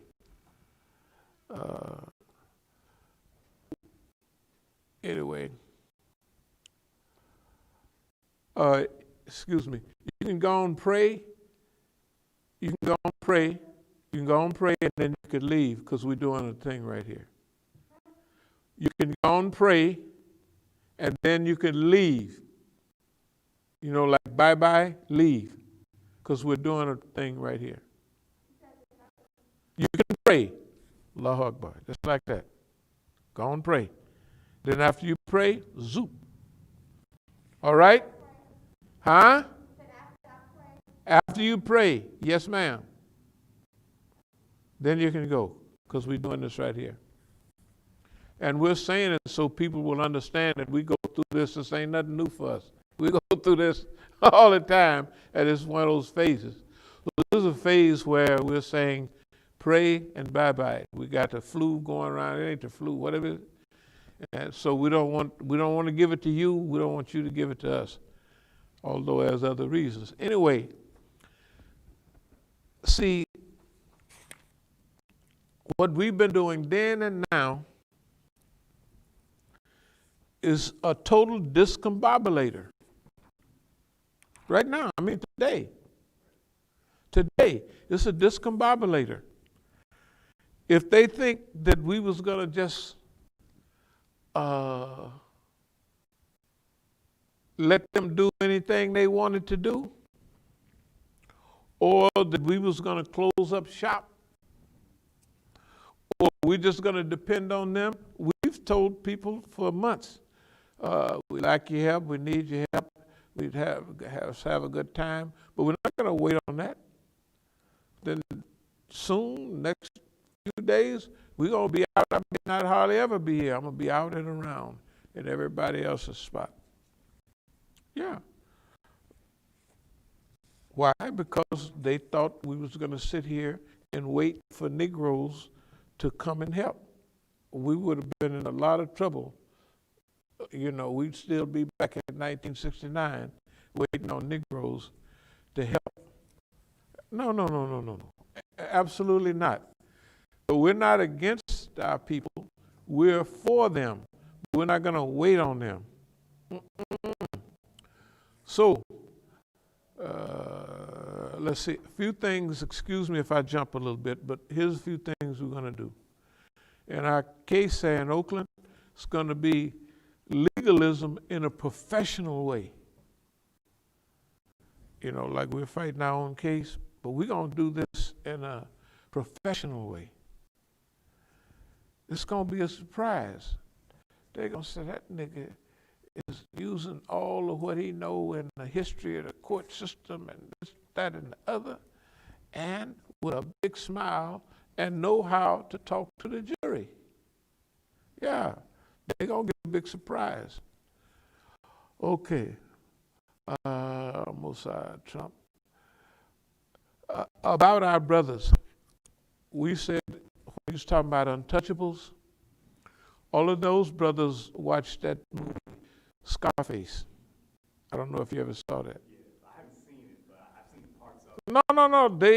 No. They set up everything. If Scarface could do it, we could do it. Everything. They all mention the movie over and over again. Scarface. You know, so, you know, Superfly and all those other movies, they have a big effect.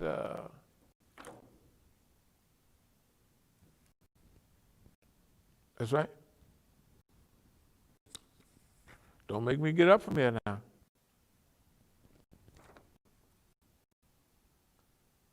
Are you going to pray? Oh, no, I haven't. Yeah. Just go on and just give it a shot. See what you can do. where was I at? Police, CIA, FBI, NSA. They're here to control and regulate drugs, not to stop drugs.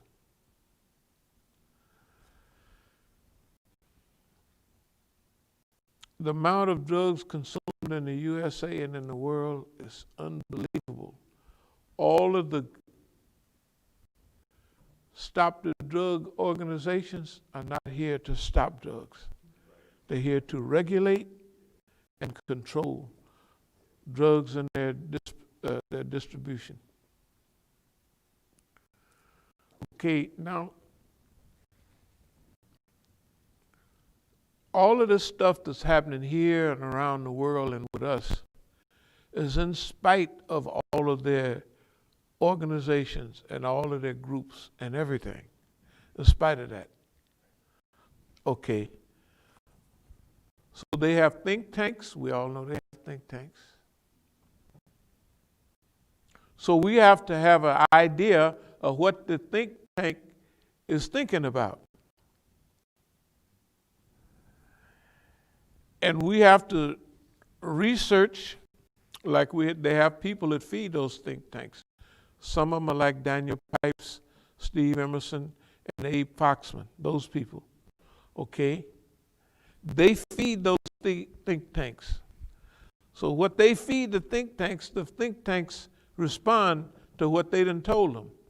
So we have to give Steve Emerson, we have to give Abe Foxman, we have to give all the Daniel Pipes and them everything they need to feed them.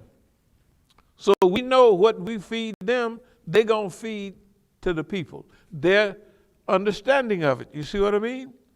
What I'm trying to say is we're in charge of 80% of what goes on. We are in charge of it. We are right here in charge. 80% of the stuff that go on, that's not bad. And that's not bad when the government is used to killing Negroes on the spot, turning them into drug addicts, turning them into prostitute chasers and all of that. That's what they do. Suppose they can't do none of that with you. None of it. Then their hands is tied because the shaitan uses certain things. If he can't use those things, he's just whistling Dixie. He's just whistling because you're not paying no attention. Therefore, and then he can try to mislead you, you mislead him. You just think about the stuff that go on around here. We don't respond to nothing but what we want to respond to. Because 95% of ability is stickability. The long range, protracted, that's all the language we've ever used. And the saddest thing is our brothers. Our brothers, the brothers get wiped out. When you see it and you hear it, you say, man, and the death rate amongst our people associated with the poison that they put in our neighborhood. Very few people, all our brothers right now, if they listen to this, they say, oh yeah, I never thought about it like that. But they're not thinking about it like that. The only one it is, he said, I don't want to, hey man, this is dangerous. It's dangerous.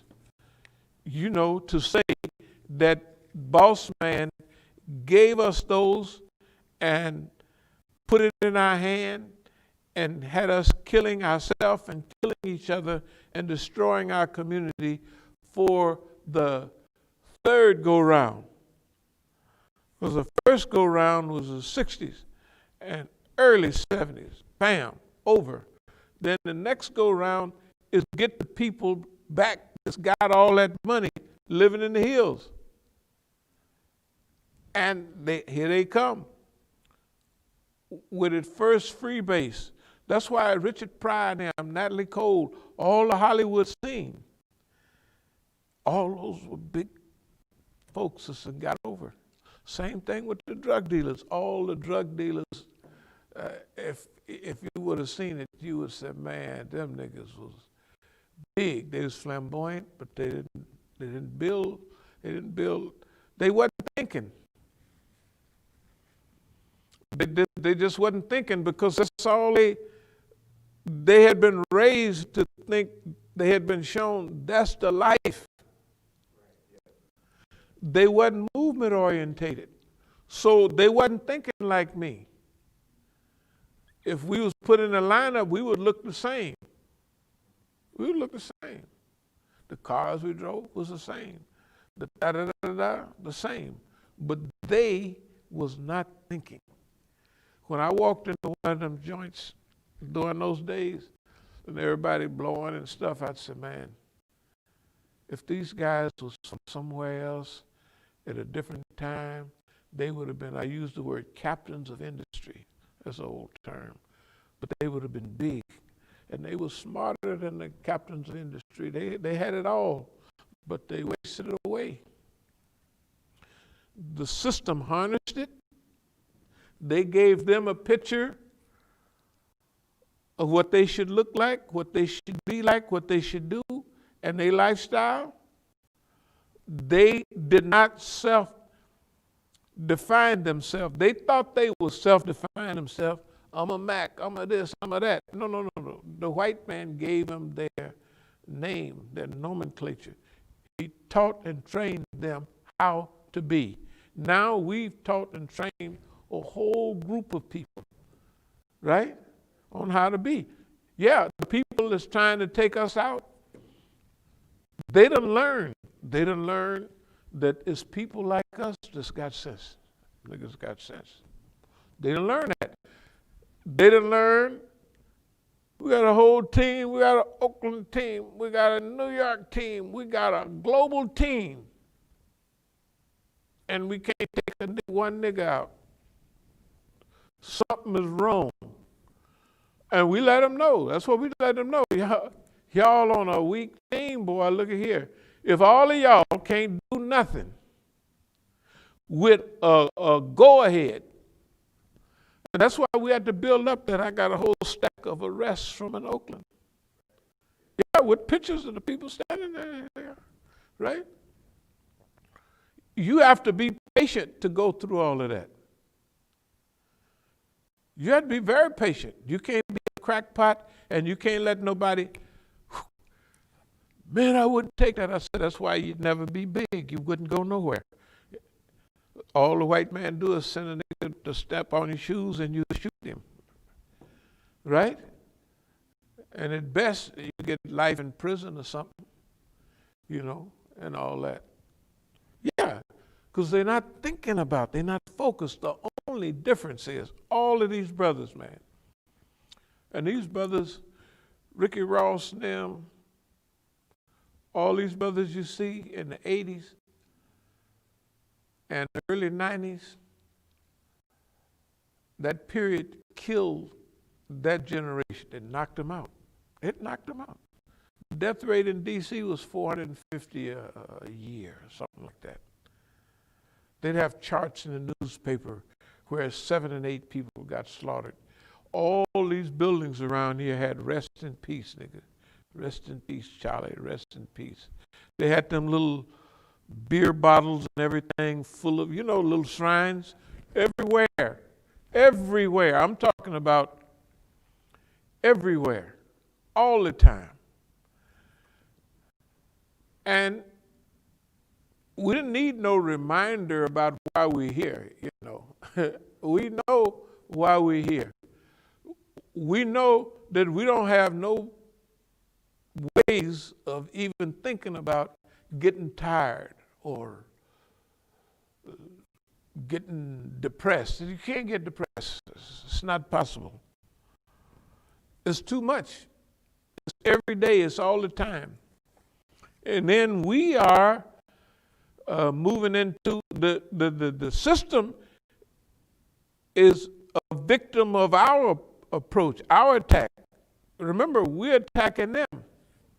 We're accelerating, we're disturbing them, discombobulating them, right? We sending them downhill. They are going downhill, bad and fast. Yeah, we're practicing the method, the process of discombobulation on the system. That's really happening. That is really happening, and it's right. And we're not quiet about it. We're 5, 10, 15 years ahead of time on predictions. And up to date. To the very date we're dealing with, we're right up to date. And if we didn't have 2 or 3 people come and try to help, it wouldn't make a difference. Why? Because if we stand still, and boss man is steady coming down, simple as that. It's just mathematics. He is going down.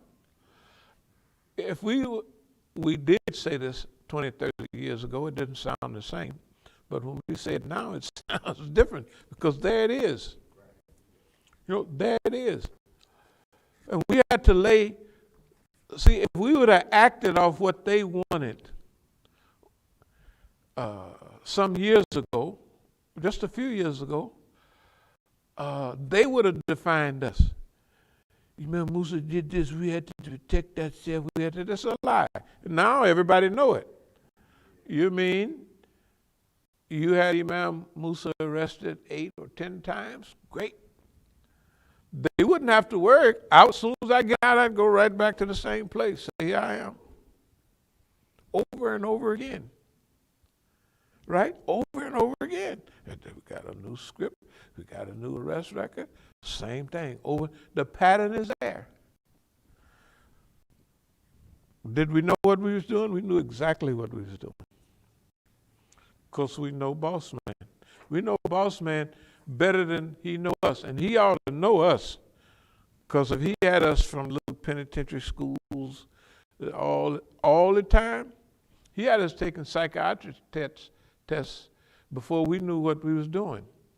I mean, when we was not 8, 10, 12 years old. Yeah, by the time we was 12 years old, we were taking all those little blotter tests and all that.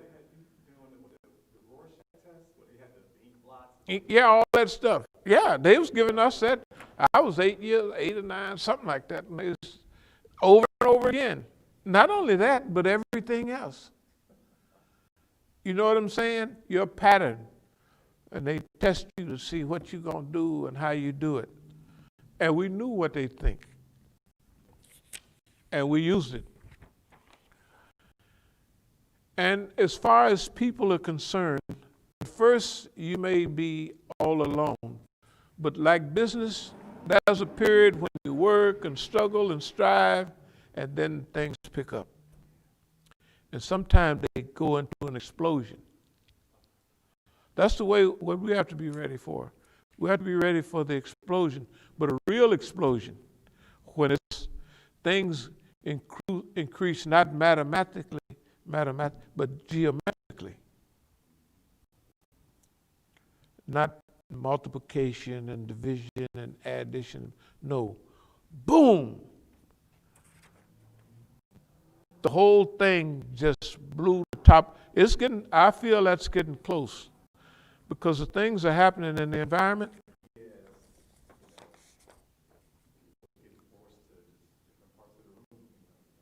Yeah.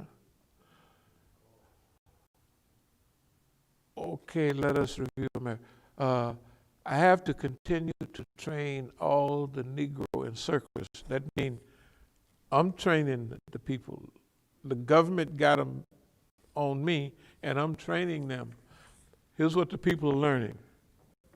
First, they used to tell, this nigga won't last another month because we're going to use a 4, 5, 6 on him. You know, whatever and they do that, then it don't work. Wow, don't worry, we're going to. They don't tell people nothing anymore. They don't tell each group like they used to tell. Everybody used to know what each one is doing collectively. But now they don't do that anymore. Why? It's simple. If we tell them niggas that they done did this, it ain't no effect. They done did that, and no effect. The people over here done did da-da-da-da-da, and ain't no effect. They say they're going to begin to think that nigga or that group, those people are superhuman. Because if they didn't did that, ain't nobody else, you can't find it in history, right? You can't find it nowhere. There's no record of anything like what's going on here. None. I don't care. You go to the library, you can find 1 or 2 pages, so-and-so is, Malcolm that, King that, but there's nowhere you can go and find hundreds of DVDs, right, on this subject, over and over and over again. Okay, now you got to remember, here's how we see it. They're trying to send their people after us, and we're training them. Yeah, the visitors, the monitors, we're training them. Yeah. And then people realize, he's a nigga, I'm a nigga, he can do it. Right? It's simple. You can't keep that under wraps but so long. And you don't have no attitude, and you don't have none of that. And you're not bad people, you're good people, you just made a mistake. You came in and looked at all this and thought, well, I'll just get in on this. Everybody would do that, right? Who would come in, born out of their mama's womb and run around and go to college and say, I want to be a part of the global movement, and nobody would do that. They would go and they said, oh, I got a degree in such and such, right? I'm going to be whatever my degree, I'm going to do that. That ain't bad. What else would anybody do? Well, that's why almost everybody, they don't know what else would they do. How many people would come here and say, I don't like that, I'm going to fix this. I don't like that, I'm going to fix that. Let me go get with somebody to fix, because they done watched enough TV, read enough newspapers, and stumbled on enough them 60 Minutes or this type of program or Frontline, any of it will tell you, you do that, you won't be around here too long, right? Everybody knows the rules. Yeah. They know the rules.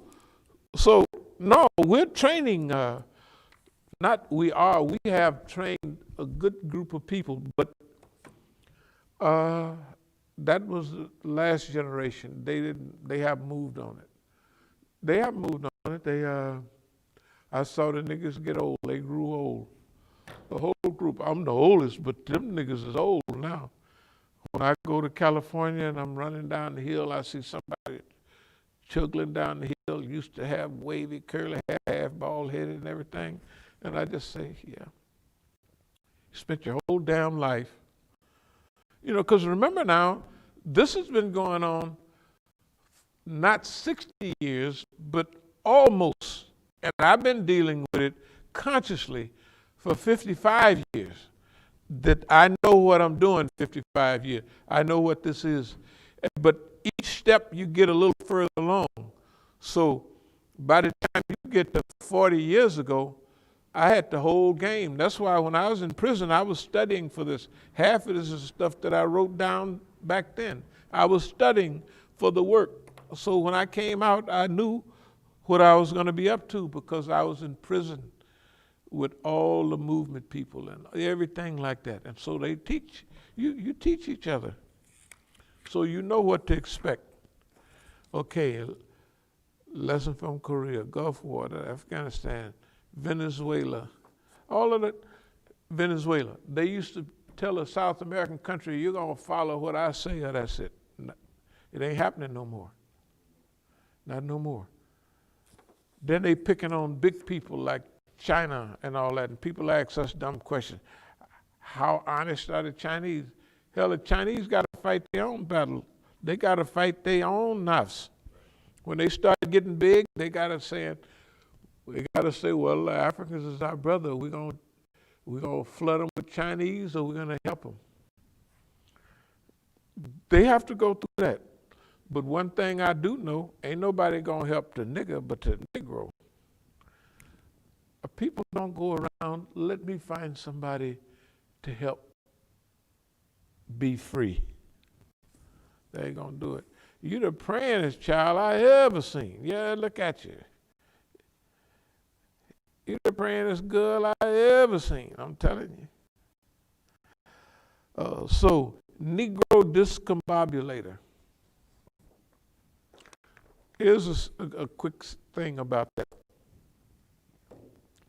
If we're here, somebody said something 3 weeks ago, oh, you had a song playing, okay.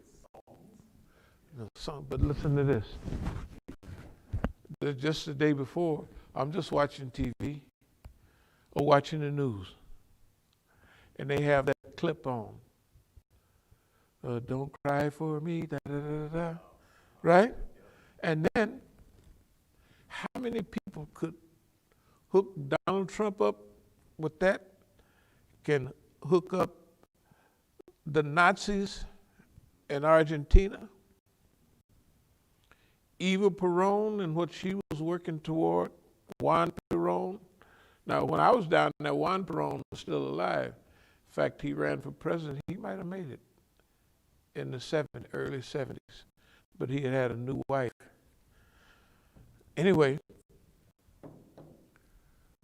or somebody that traveled so much at a certain time in those countries, in Bolivia, in Ecuador, in Peru, in all of those countries where the Nazis went to. In fact, I mentioned that I went to a club one night. The first night I was in La Paz, Bolivia, and that was Italian, that was a German, and then that was Italian, German, Italian, so German, and Japanese guy. Everybody lost World War II. And they just float up to me and want to put me up on everything. Can you imagine people floating up next to me all over the world? I said, oh, welcome. Like, no, I never said, man, you're the police, except one guy in Peru. He said, well, I got my stripes on my shoulder. He knew that I knew he was a police. So he was just joking. He said, yeah, here's my stripes on. I said, that's all right, young white boy. Okay, I'm trying to tell you. We've been doing this so long, it's second. The Negrodiscombobulator. So the Nazis, Perón, quick association. Who could do that unless they've been all these places? You're sitting right here and you see that, and without going to the computer, without going through nothing, you make all that association right on the spot. And that's different from, see, the West got all these computers, they're overloaded with information. But you got, now who can make the quickest and the most direct decision? One man that's had all this experience, that's got everything in his head, he can associate things that nobody would ever associate in the normal society. Oh, that praying girl, you still praying or you just looking at the wall there? Oh, that's a praying girl there, praying at the wall. Good for you. Don't worry about it. It's okay. We're just having fun. Yeah, if people, that's what you do. I don't know if that was you I was talking to. If people would come to me acting funny, I would just give them something to run with. Now, the grand jury. Remember, everything that everybody did to us, and I hope y'all out there can follow all of this stuff, The grand jury effect, when they moved, during this last move in 2013 on, 2013, do you know, what in the heck is this? Is that 9 years ago or something? 13. And this is 2021. Yeah, 8 years, something like that. 13 would be 7. Yeah, this is 8 years. For 8 years, people 8 years ago, most people was a long time ago. For us, it's right last week, almost. Take your time. Delay in analysis. More confidence in analysis and activation. Before you activate, you take your time. And you activate when you get ready. Okay. I got something here about Musa and Khidr. You know, Khidr.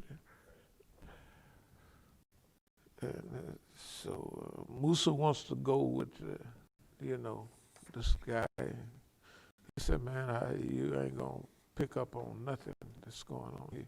No, I'm going to be paid. I'll be all right. So Khidr means green. That means ever living, So anyway, I want you to think about the stunted growth. The Stooges stunt their own growth, but they stunt their children's growth. Because a lot of the children that are part of these things, they're grown now, and their parents put them right into what they was into. And their children know that their parents have technically stunted their growth, but they're in the system. They go to school, they get a degree, you want a job, where you're gonna get a job with the movement. The movement is not a guaranteed income. It's not a guaranteed stuff like that. Boy, but it sure hook your faith up. No, when you talking about a gorilla, nigga come out of this, boy, he be what? Shaking his head, I ain't nothing. I mean, life won't be, remember what it says though, the guys at Motiversity stuff, this part is right. Of course, the hadith say if there's two easy ways to do things, an easy way and a hard way, do it the easy way, right? If it's just general stuff. But when that brother said, and I say it, been saying it longer than him, you do what's hard, life is easy. Anybody that sat around here for a while, they said, boy, I ain't gonna do that. Is that semi-correct? I'm still working through that. I'm not saying. I'm still working my way through. I'm still working my way through. No, but I'm saying, no, you're doing fine. No, you gotta imagine, this is not sitting at that masjid and you're a treasurer and then you do, it's not that. This is different. This is unbelievable. But then you believe it. You say, I believe it, I saw it, I heard it, I know it's true. And then, but just imagine, just being here for a short time, it helps. Whether you're here or not, whatever you do after this or doing this, it's going to be easy. Tell the truth, because whatever you, for instance, you say, okay, I'm going to take a year off from the movement, or I'm going to take a leave of absence. Just say that. Whatever you do then is going to be easy, because it's just going to be with money or this, that, and other. It ain't going to be, hey man, this is a teacher and a trainer. Are there any questions, any comments? I don't want to overdo it. People were laughing at someone who said, thanks for explaining to me, ma'am. They were referring to Negrodiscombobulator. You did the Negrodiscombobulate. He discombobulates his enemy. The white man is discombobulated. I'm telling you, I want y'all to understand. You got to believe in yourself. And remember I was talking to the khutbah. Arrogance is one thing. Confidence is another. If you fight somebody for, let's say, 50 years, and you don't never get knocked out, you get a few bruises here and there, but you rolling. You come every time, this is the 51st round, you come out ready to go. You're not as scared of that thing anymore. I done fought you 50 rounds. That's just 50, not 60, or not 55 like it really is. This is the 55th round, and they long rounds, they year-long rounds, and you ain't did nothing. At first, I was ducking and, I don't want the boss man to hit me, like everybody else.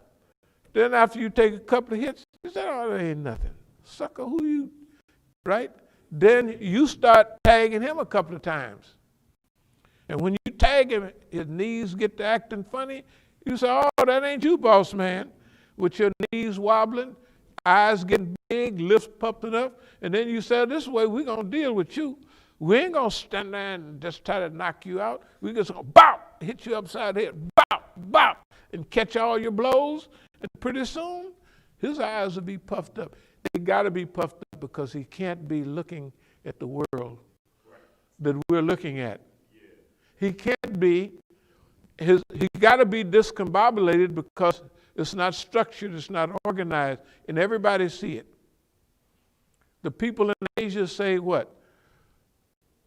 They're talking about capitalism, they're talking about the middle class, and China has brought 600, 700, 800 people out of poverty and going back and get the rest. They got a program to go back and get the rest. And all the people in the United States have declined over the last 30 or 40 years, except the super rich. Hey, man. Okay, so are there any questions or comments? Yeah, this was another comment someone said. This was when you were talking about, the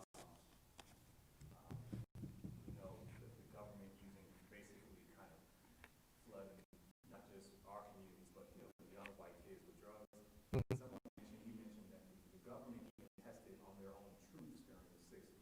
Oh, yeah. That was around the time we were talking about Vietnam, drugs. Yeah. Shoot, the government is the one that gave all the people the dope. I mean, including the Vietnam vets. They brought the drug back in body bags. There's supposed to be a dead person in there. Yeah, go ahead. Before that, the sister had said she was laughing at the fantastic stories of the addicts. Right. Brother said, he asked, all that opium in Afghanistan, would you think, like in Vietnam, American troops were sending by drugs? Would you think there's someone sending back dope to the streets of America? From Afghanistan. Let me say this. First of all American allies are dope dealers. The Taliban had brought opium production down. When the Americans got there, dope production have risen 400%. That's what they say. You've heard that? 400%. Okay. I've been in Iran, and Iran, so they try to send it from Afghanistan through Iran and then to Europe. Good God Almighty. The dope that they be busting in Iran, I mean, opium, heroin, even crystal meth. They make it everything. Look, when we was coming up, they had Afghan black. That was some of the best dope. Afghan black, they called it. I mean, way back. 50 years ago. But Afghanistan is the drug center of that part of the world. Afghanistan, with the U.S. there, all American, Chiang Kai-shek. Did you ever see American Gangster? Yeah, I've seen it. You remember on the front part, as soon as it comes on, it has his connection is hooked up with Chiang Kai-shek, the Chinese. And the opium producer changed it to heroin, where he's going. He's traveling way up somewhere. He's traveling to what they called in those days the Golden Triangle. Laos, Cambodia, and one more. That was called the Golden Triangle because some of the troops that was with Chiang Kai-shek, Chinese, they moved into those areas, and a lot of the people in those areas used to fund their troops with heroin and everything. And so at that time, it was perfect for the U.S. because the people was messing up here, so they had to send heroin back here. The heroin that they was getting in Southeast Asia was so good that when they got back here, they had to consume 4 or 5 times as much to get the high that they got over there, because the purity of the heroin over there. Is Afghanistan the center of drug trade in that region? It definitely is. It definitely is. From Afghanistan, Pakistan, and Iran. You know, Iran used to be the drug center when the Shah was there. Yeah, Iran was big in dope. There's still a lot of drug addicts, and they remember, they tried to send it to Iran. If you saw, I was watching the drug bust on TV and everything, and I have some friends work in those agencies. Hey man, Iran is doing good to keep that amount. I mean, let's go into truckloads and the tons. They just, Afghanistan is just cranking out drugs. And Afghanistan, Turkey, and all those have been opium producing. It used to be Turkey, the French Connection, dope, Marseille in France, and then sent over here. But Turkey, remember, all those are right together. Turkey, right here, Afghanistan over there, Iran right in the middle, all of that. Pakistan. So yes, tell the person that America is big in Afghanistan. And the only reason they don't want to leave is the heroin and dope production. See, Afghanistan is not only producing opium and heroin, but now it's producing ecstasy. It's producing hey man, it's producing everything. I think the only thing they don't produce is cocaine, because there ain't no cocoa leaves around. But if they leave that long enough, they'll be to start growing cocoa leaves in Afghanistan. Yes, indeed. Any more comments? Yeah, he had followed it up with that last comment, just saying, like in Vietnam, many of the troops would send back drugs. He's basically saying, comparing that to Vietnam, that they were funneling drugs back into our communities from Vietnam.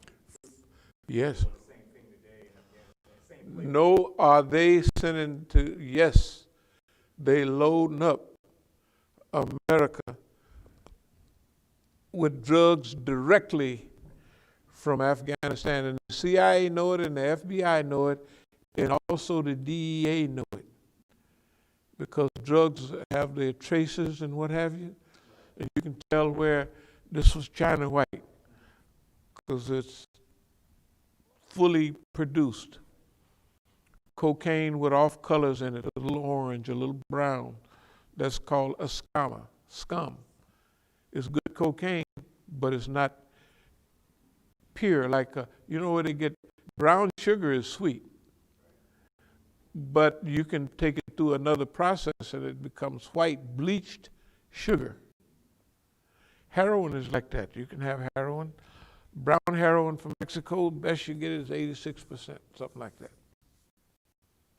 But China white,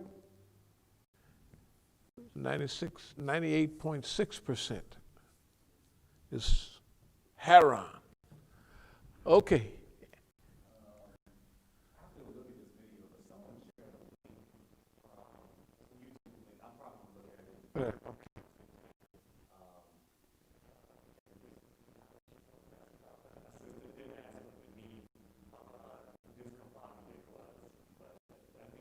No, discombobulate. That mean the Negro, we are the look.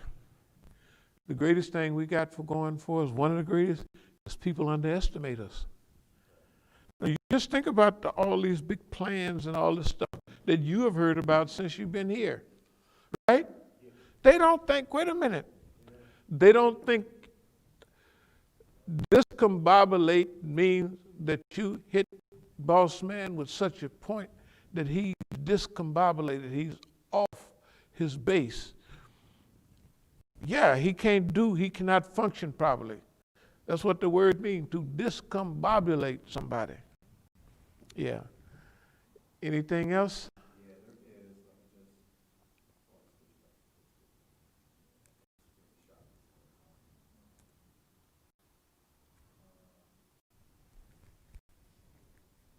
Oh, okay, yeah, brother just said, Assalamu alaikum, it's nice to learn so much from you. He said, I'm 52 years old and you give history on situations before I was born. And in general, the Friday cookbook, it seemed like a lot of people, enjoyed it. Okay, alhamdulillah. Nice response. Like a lot of, mashallah, someone just said beautiful. Well, no, we try to keep the Friday khutbahs is what it's supposed to be, generally religious. This Friday, it was still very religious, but some small additions based on the environmental circumstances we was going through. Okay, is that about it? Okay, أقول قولي هذا وأستغفر الله لي ولكم. الحمد لله بالعالمين.